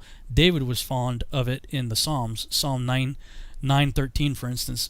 Have mercy on me, Yahweh, consider my trouble, same word, from those who hate me, who lift me up from the gates of death. That's Psalm 9:13. Again in Psalm 31:7. I will be glad and rejoice in your mercy, for you have considered my trouble. Same word. You have known in adversities my soul. So I contend that, well, let's go ahead and read Jeremiah. I'll read all of Jeremiah chapter 30 here. Thus spoke Yahuwah Elohim of Israel. Okay, let me go back. Verse 1. The word that came to Jeremiah from Yahuwah, saying, Thus spake Yahuwah Elohim of Israel, saying, Write thee all the words that I have spoken unto thee in a book. For lo, the days come, saith Yahuwah, that I will bring again the captivity of my people Israel and Judah. So this is the two houses, northern and southern kingdom. Saith Yahuwah, I will cause them to return to the land. That didn't happen in 1948. It's still yet to come. I will cause them to return to the land together, both houses 2 sticks, that's Ezekiel 37, that I gave to their fathers, and they shall possess it. And these are the words that Yahuwah spake concerning Israel and concerning Judah. Again, 2 houses, also referenced point blank in the book of Hosea there. And thus saith Yahuwah, we have heard a voice of trembling, of fear, and not peace. Ask ye now, and see whether a man doth travail with child. Wherefore do I see every man with his hands on his loins as a woman in travail, and all faces are turned into paleness. Alas, for that day, this is the end times context of the greater Exodus, is great, so that none is like it. It is even the time of Jacob's trouble. But he shall be saved out of it. Jeremiah didn't have the book of Revelation. He didn't have any of the New Testament. He only had the Torah and the prophets that had been written up until this time. So my contention with regard to the time of Jacob's trouble is we can't look at the phrase the time of Jacob's trouble in the light of Tim LaHaye or Hal Lindsey or any of the teachers of eschatology that most of us grew up with in our day. He didn't have that mentality. His mentality was, what did the Torah say? And Paul says that these things happened to them being the people in the Torah, to serve as examples for us upon whom the ends of the age have come. So Paul understood that the events of the Torah, just as Isaiah 46:10, he's declared the end from the beginning. If we want to understand the end times, we've got to understand the times of the beginning, i.e. Genesis. My contention is that Jeremiah, when he said the time of Jacob's trouble, his only frame of reference would have been the Torah, as would have been his audience. So when his audience heard him say that, they would have been thinking, well, what was the time of Jacob's trouble? And we just read it. It's the time of 20 years, 7 years of issues that he had to deal with because he wanted Rachel, but he ends up with Leah. So yes, his goal was something good there. I really want Rachel. I'm working hard for her, and the time passes really quickly, but then he gets cheated out of the thing that he wants. So, perhaps there's something there for us to be thinking about. If the 20-year time period of the time of Jacob's trouble is divided out the same way it was divided out in this Torah portion, then you have 7 years of, let's just say, issues for Judah, because we know that Leah produced Judah. 7 years of, let's say, issues of Judah. Maybe things are good there, but in the end, there's a twist. And they're like, don't, this isn't what we wanted here. And then you have 7 years of issues for Ephraim, because Ephraim came through Rachel. It is interesting, though, that I think a lot of people just say, he worked 7 years for Leah, or Rachel, but ended up with Leah, and then he worked another 7 years for Rachel. But we see in the Torah portion, no, he only had to wait a week. After he consummated the marriage with Leah, he only had to wait a week, and then he could bring in Rachel, and he had Rachel as a wife, a week after Leah, but he still had to work an additional 7 years for that. But we see, issues there. But there's a time of joy in that season also, because now he's got the promise. Not the promise, but let's say the desire. he desperately desired Rachel. Now he has her. So there's 7 years though. But meanwhile, you got all this issue of barrenness and take my handmaiden, and he loves me. No, he doesn't. He loves me. No, he really likes me. No, see, I got a child from him and you don't. So there's a lot of Jerry Springer drama going on there, and then you have the 6 years of issues for both of them together. So in other words, if we think of it as the two houses finally coming together, which maybe we're starting to see some of that today with what I call the Ephraim Awakening, where Ephraim is awakening in the nations that Yahuwah has sifted thoroughly, according to Amos, thoroughly sifted into all nations, waking up. And why is this happening? Well, we see Scripture also talks about this happens to provoke the Jews, and it's just like the parable of the prodigal son, right? Judah's like the good son there is like, hey, I didn't screw up. I'm still with you. I'm still good. And the father's like, yeah, but your son was lost and now he's found. Your brother, my son, he was lost and now he's found. So there's all this kind of provoking to jealousy, and then they're all together again. So maybe the 20 years of Jacob's trouble divides up the same way. 7 years of issues for Judah, 7 years of issues for Ephraim. Neither one of those being terribly bad, because other than the drama that Jacob has to deal with having, all these wives and concubines and children and family drama. But then you have the 6 years where he's working and Laban's jacking with him the whole time, just totally messing around with him. So let me continue reading just to put the context of this chapter of Jeremiah. What is this, chapter 30? So 37 talks about this is the time of Jacob's trouble. For it shall come to pass in that day, saith the Lord of hosts, that I will break his yoke off thy neck, and will burst thy bonds, and strangers shall no more serve themselves of him. So, we see that in the time of Jacob's trouble, he was effectively a servant, a slave of Laban there. And so this is the allegory, I think, that's being spoken of here in a much bigger last days context. And they shall serve Yahuwah their Elohim, and David their king, whom I will raise up unto them. Therefore fear thou not, O my servant Jacob, saith Yahuwah. Neither be dismayed, O Israel, for lo, I will save thee from afar, and thy seed from the land of their captivity. And Jacob shall return, and shall be in rest, and be quiet, and none shall make him afraid. Okay, this is another proof that 1948 is not the fulfillment of all the prophecies that people think it is. They think that the Jews returned in 1948. Well, read Isaiah 46:12. Everybody quotes 66:12. Everybody reads 66:8. Shall a nation be born in a day? Yep, May 14th, 1948. 4 verses later, and peace will flow like a river from that Israel. Same here in Jeremiah. Jacob shall return and shall be in rest. Has anybody been in rest in the Middle East since 1948? And be quiet, and none shall make him afraid. They're always afraid of something right there. So, this is just yet one of many prophecies that I think nullify the whole idea of 1948 being the fulfillment of anything people think it was. For I am with thee, saith Yahuwah, to save thee, though I make a full end of all nations whither I have scattered thee. That hasn't happened yet either. Yet I will not make a full end of thee, but I will correct thee in measure, and will not leave thee altogether unpunished. So, judgment starts in the house of God first, right? There's some judgment coming. For thus saith Yahuwah, thy bruise is incurable, and thy wound is grievous. There is none to plead thy cause, that thou mayest be bound up. Thou hast no healing medicines. All thy lovers have forgotten thee. They seek thee not. For I have wounded thee with the wound of an enemy, with the chastisement of a cruel one, for the multitude of thine iniquity, because thy sins were increased. Why criest thou for thine affliction? Thy sorrow is incurable for the multitude of thine iniquity, because thy sins were increased. I have done these things unto thee. Therefore all they that devour thee shall be devoured, and all thine adversaries, every one of them, shall go into captivity, and they that spoil thee shall be spoiled, and all that prey upon thee I will give for prey. For I will restore health unto thee, and I will heal thee of thy wounds, saith the Lord. Because they called thee an outcast, saying, This is Zion, whom no man seeketh after. Thus saith Yahuwah, Behold, I will bring again the captivity of Jacob's tents, and have mercy on his dwelling places.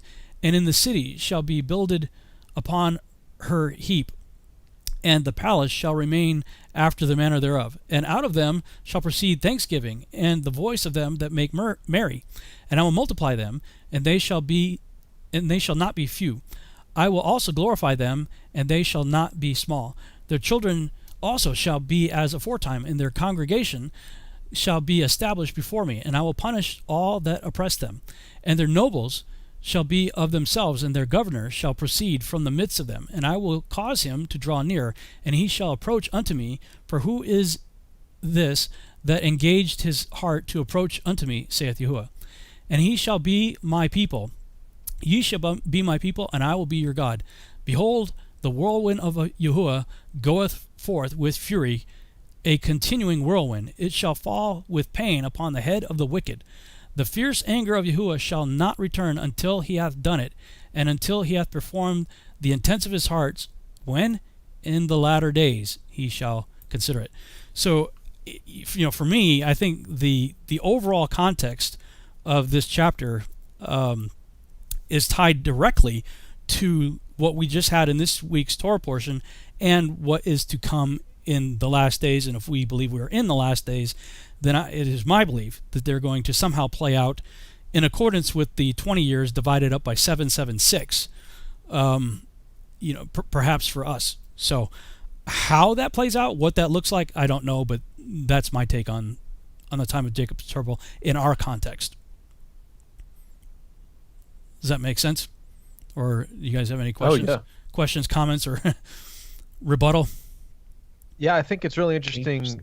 People have, at least in kind of a modern context, people have talked about how there's like a parallel with even the days of Joseph, the 7 years of plenty and 7 years of famine. And technically, doesn't that also still fall within the time of Jacob's trouble? So, kind of what you're getting at with how there, maybe there's like 7 years of something, there's a switch.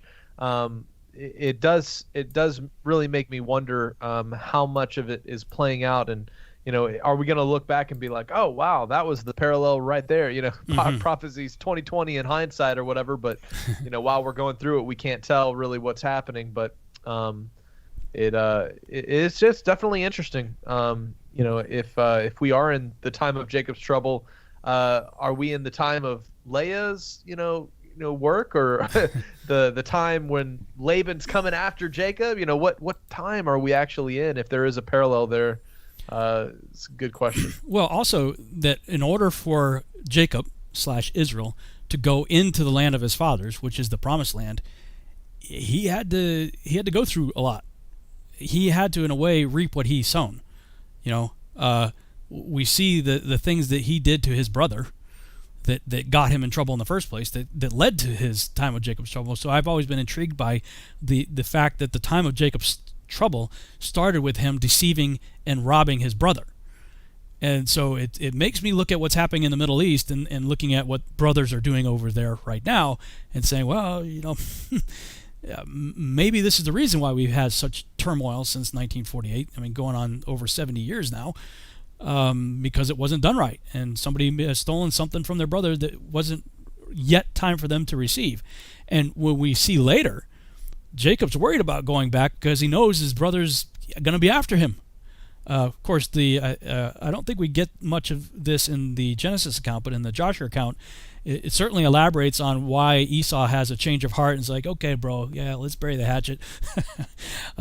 After some interesting visits by, I think it was the angel of the Lord, if I'm not mistaken, but or somebody, angel. Speaking of the angel of the Lord, there was something real quick I wanted to mention and bring to people's attention here that I finally got a chance to watch. Thank you, Juan Carlos, for reminding me after, I think it was last week's portion, you and I talked off air. I watched the Parable of the Vineyards video that he did on the angel of Yahuwah.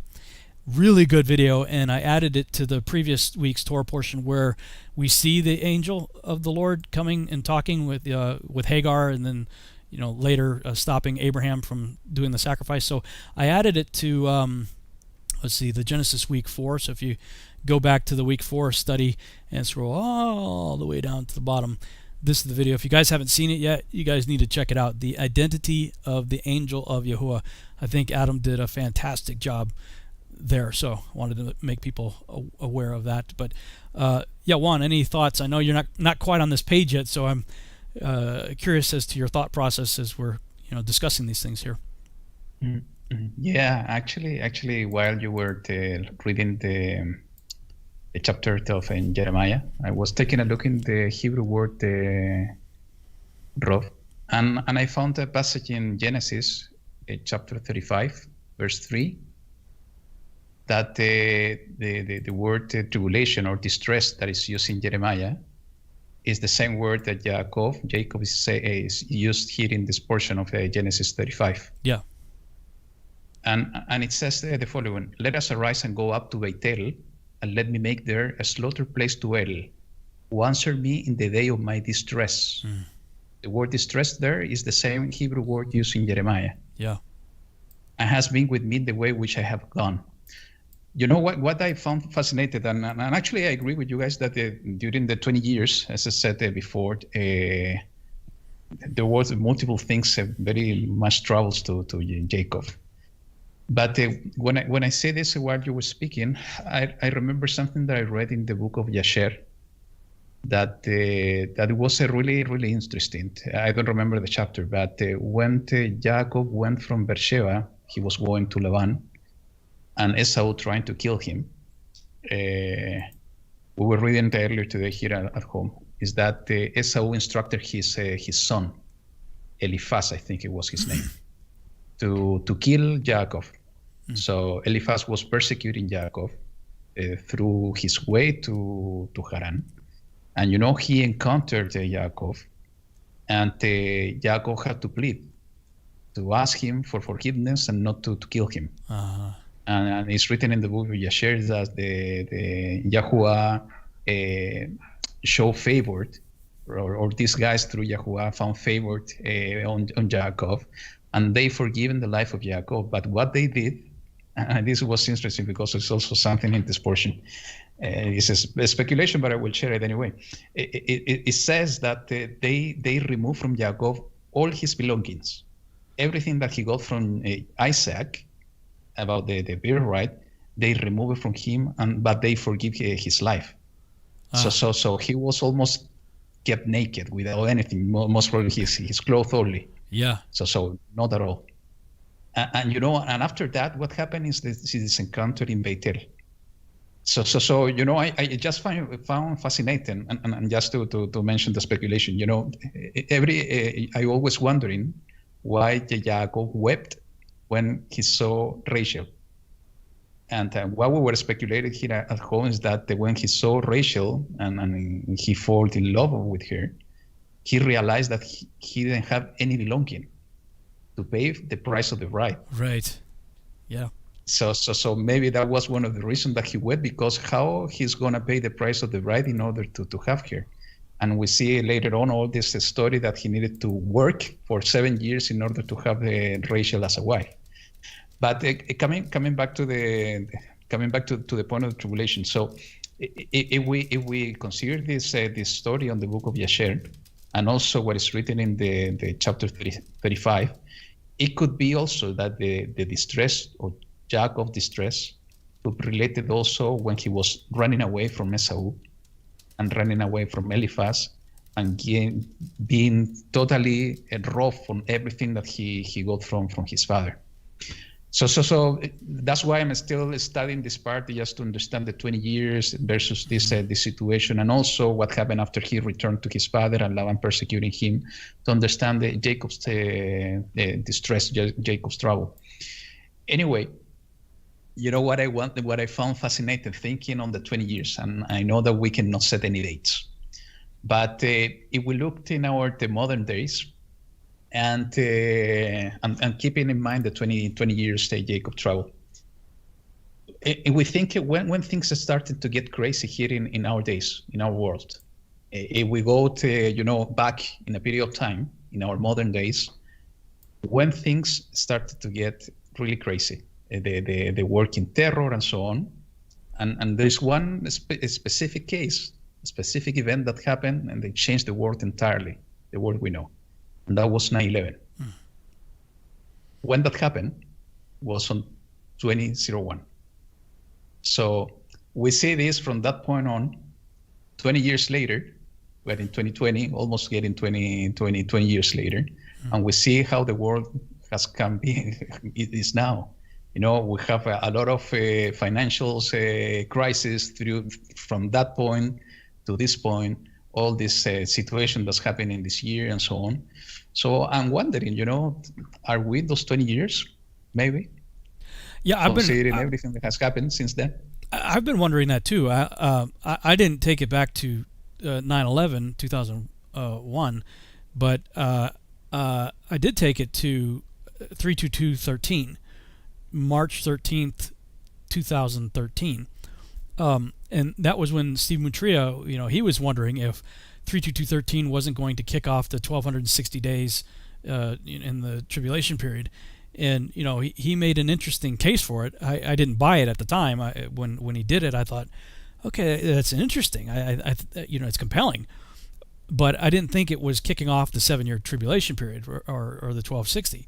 I was thinking, well, maybe, let's take some of what I did agree with of what Steve Mutria was looking at the time, and that he was pointing to, because there are things that happened on 32213 that 1260 days later, you had all these tetrads and all this stuff that was happening in 2014, and I forget exactly what landed where on the timeline, that he was suspecting could be, I forget exactly what he was thinking, if 32213 was the abomination of desolation, or if 1260 days later, I don't remember what he was saying, but whatever it was, there was something significant 1260 days later, and I think maybe even before, I forget, but 32213 was sort of like what he was zeroing in on as a significant time. And of course 322 being the numbers on the Secret Society Skull and Bones logo, and that both George Bush Sr. and Jr. were a part of, George W., related to the New World Order and all that stuff. And so, with regard to 9/11 and 322 and the secret societies and Skull and Bones and all that stuff, I was very keyed in on that 322 thing. And so in the video that I produced at that time, just before all that, because we were looking forward speculatively, we were like, I forget exactly when it was when he did his video and when I did mine, but it was prior to that. So I was speculating and thinking, what if 32213 kicks off the 20-year time period of Jacob's trouble? We're all speculating, no matter how you look at it. So I don't know. Clearly things are getting worse and can likely get a lot worse, potentially in the very near future, depending on how things go within the next 2 months, probably. So I don't know. But it should certainly be a word to all of us to get right, regardless, because we don't know what tomorrow's going to bring. And if tomorrow's going to bring the 20 years, the 3.5 years, the 7 years, the 1 year, whatever, what's coming is bad. So we want to get on Yahuwah's page to make sure we're in the good. We've gone a little bit over time here, but there are a few other things I wanted to address real quick. First of all, I'd ask if either one of you had read the Targum portion. Jake, if you had a chance to look at that or not, if there was any elaboration on the issue with the stripes and the spots and the idols. My understanding with the stripes and the spots that I talked about in previous Virtual House Church studies was that what we put in front of us all the time can have an influence on us, and did Jacob had some inside information did the angel of the Lord come and tell him, hey, do this, or was this something he just came up on his own, or did he have some kind of knowledge of being a shepherd that helped him do what he did? I don't know. That's why I had the video of the water, that even just putting like I love you taped onto bottled water, it has an effect on the water. Even if you just tape the words like I hate you on the bottled water, it has an effect. And if anybody's ever done the rice test, they can see there was a Japanese scientist that did some kind of study where you yell and scream and curse at rice and just say all these foul things to it, and then put it away, and then take of the same batch of rice, take another batch part of it and speak love and blessings over it, and then put it away and see what happens. And we've done it, and I've known other people that have done it, and it is pretty freaky the results you get. That the thing that you spoke curses over will get moldy and nasty and black and ugly and sick in a relatively short period of time, and the thing that you speak love over looks just as good as when you put it in there. And so we've done it. I've got friends that have done it. There's been videos of others that have done it and looked at it under a microscope and freezing water and all kinds of stuff like that. So another school of thought, though, on that is that stripes and spots being typically things that you might see on predators, like a leopard or a tiger, for instance. And did this produce an added level of stress to the ones that saw it and make them stronger? If you feel like you're gonna have encounters with a predator, you get stronger, right? Or you're dead. Survival of the fittest, right? Did that have something to do with it? I don't know.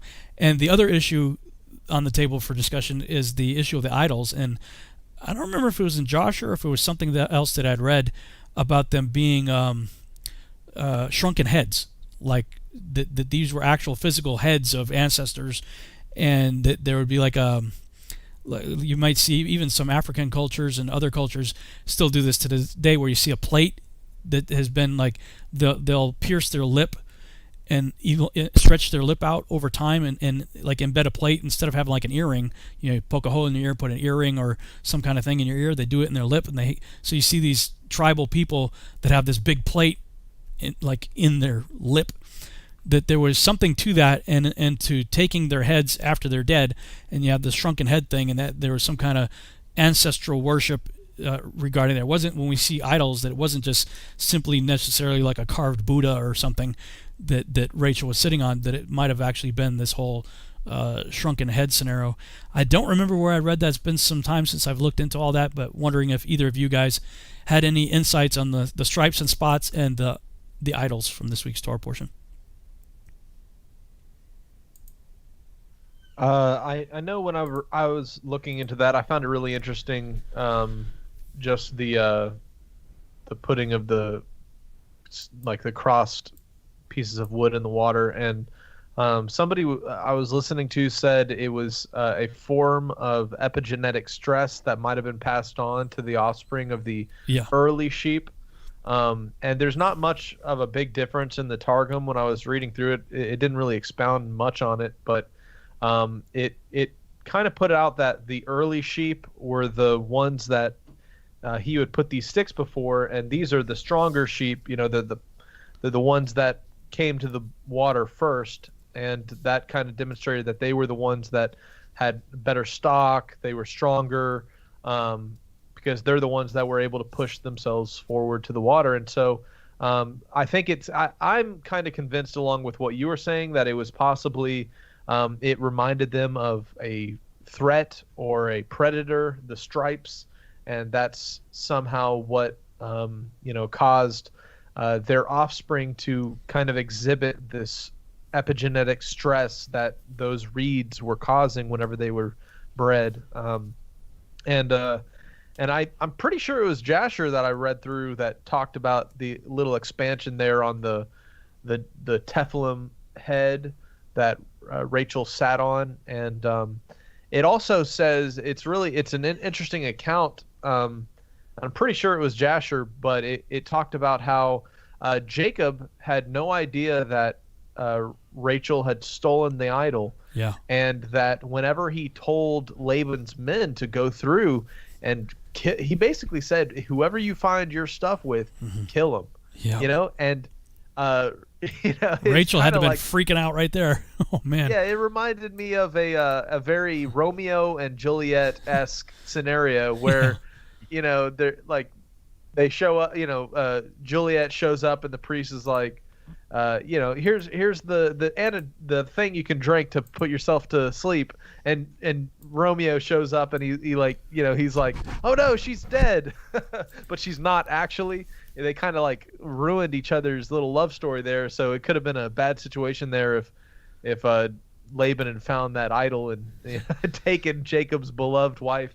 Oh man, but it's just really interesting because it really does seem to indicate that whatever these heads were, these idols that they would put, and I'm pretty sure I read across something. It had to be it had to do with like the firstborn son was the one that was beheaded, and maybe next time I'll look up that information.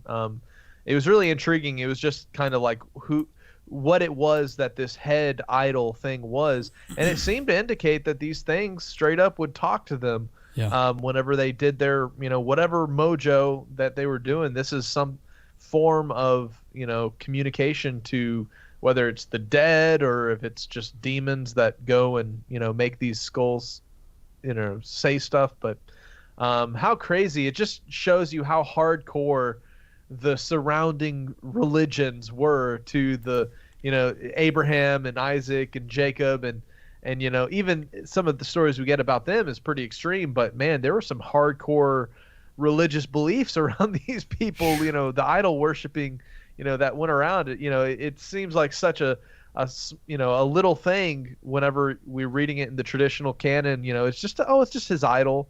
know, that she sat on top of. But whenever we study into it and find out it was this hardcore, like the beheaded head of some, man, how crazy. Completely. Juan Carlos, did you have any thoughts on any of that? No, not that much different to what you have said, guys. The only thing that I can share is a kind of a spiritual application to what happened to the flocks, because the only way for Yaakov to get an increase on his flock was to have this spotted one conceiving, looking at the stick. Okay, so in order to increase the possession, the flock needed to look into a stick. In my version it said a rod. So it's something similar to what we need to do now. We want to become possession of Yahuwah. We need to look into the stick. And who's the stick? Who's the rod? It's a Yahushua HaMashiach. So that's I found it really interesting. But beside that, the idolatry and how Jacob got this information. I do believe, it's a speculation. It's not written here, but I do believe that maybe he got some kind of message, maybe a dream or something like that, because coming up with this trick, let's put it like this. This is difficult to understand how to do it.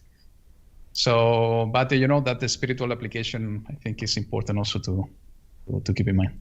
Yeah, parallel to the Messiah, I didn't even catch that myself. I was looking at the stone as a very messianic kind of thing, like the stone at the beginning of the Torah portion that he laid his head on, has some interesting things that we can point to as that's where he met with the Most High. And also we have Yeshua is called, the chief cornerstone. He's the anointed. And so, you have Jacob anointing that stone at the beginning of the Torah portion. I didn't think about how the stick was also almost like this messianic kind of inanimate object metaphor. That's really cool. And by his stripes we are healed, and it's a striped stick. That's all things coming to mind. There's let me see if I can find it. Let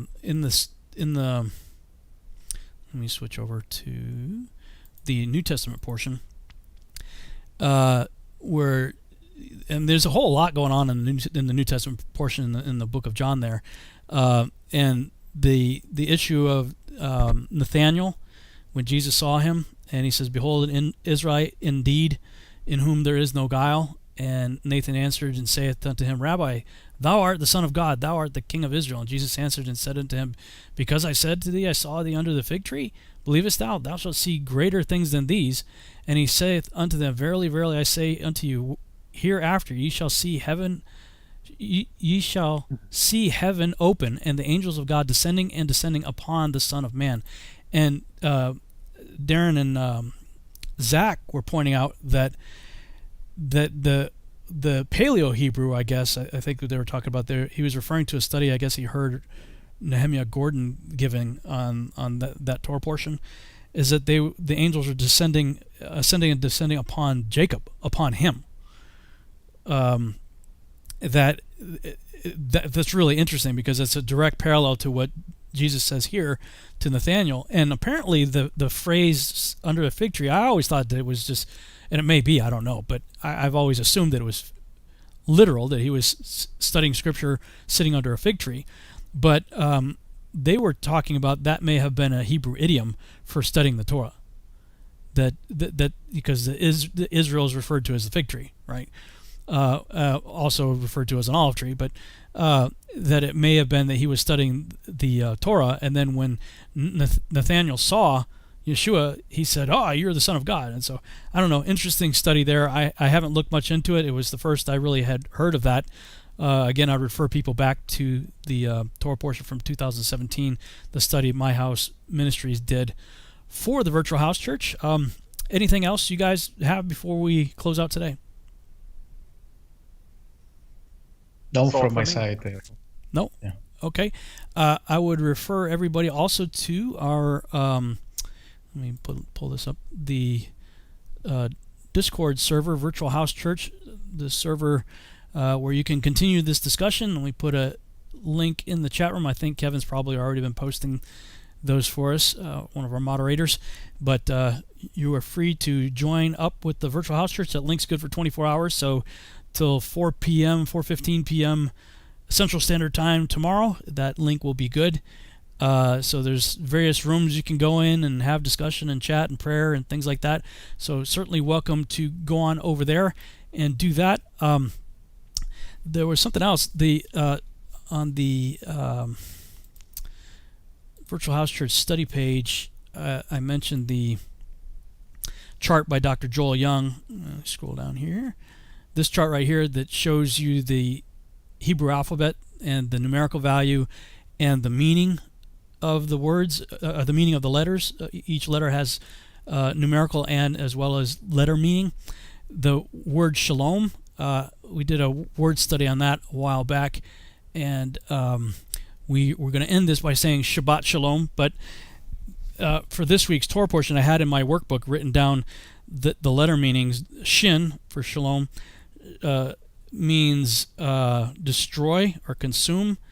Next letter means, which is I guess the lamed, means authority or teaching or tongue, and the vav, establish, and the mem, and it's in the end when I think it's called the sofit position. Mem sofit means chaos, disorder, or Messiah. So if you put that into a sentence, you could end up with one of two things when we say shalom: destroying the authority of the established chaos, thus bringing peace, or the consuming authority teaching of the established Messiah.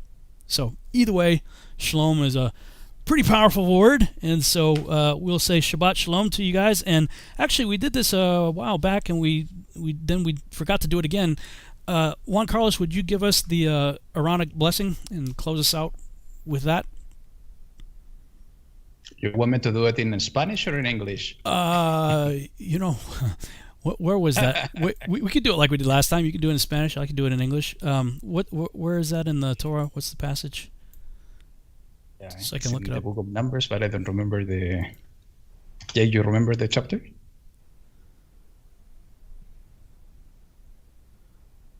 Blessing, the Aaronic blessing. It's in chapter 6, I think. Numbers chapter 6. Is it yes. At the very end of it? Yep, it's at the very end. Yeah, there's 22 to 27. So you want me to do it in Spanish? You do it in English? Sure, why not?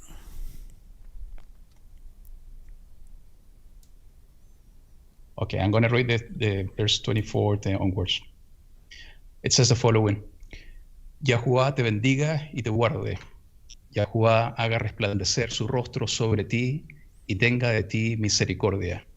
Yahuwah alce sobre ti su rostro y te dé paz, te dé shalom. All right. And Go ahead, Rob. And Yahuwah spake unto Moses, saying, Speak unto Aaron and unto his sons, saying, On this wise ye shall bless the children of Israel, saying unto them, Yahuwah bless thee and keep thee. Yahuwah make his face shine upon thee and be gracious unto thee. And Yahuwah lift up his countenance upon thee and give thee peace. That's shalom. So, with that, we will say, Shabbat Shalom, everybody. Shabbat Shalom. Shabbat Shalom.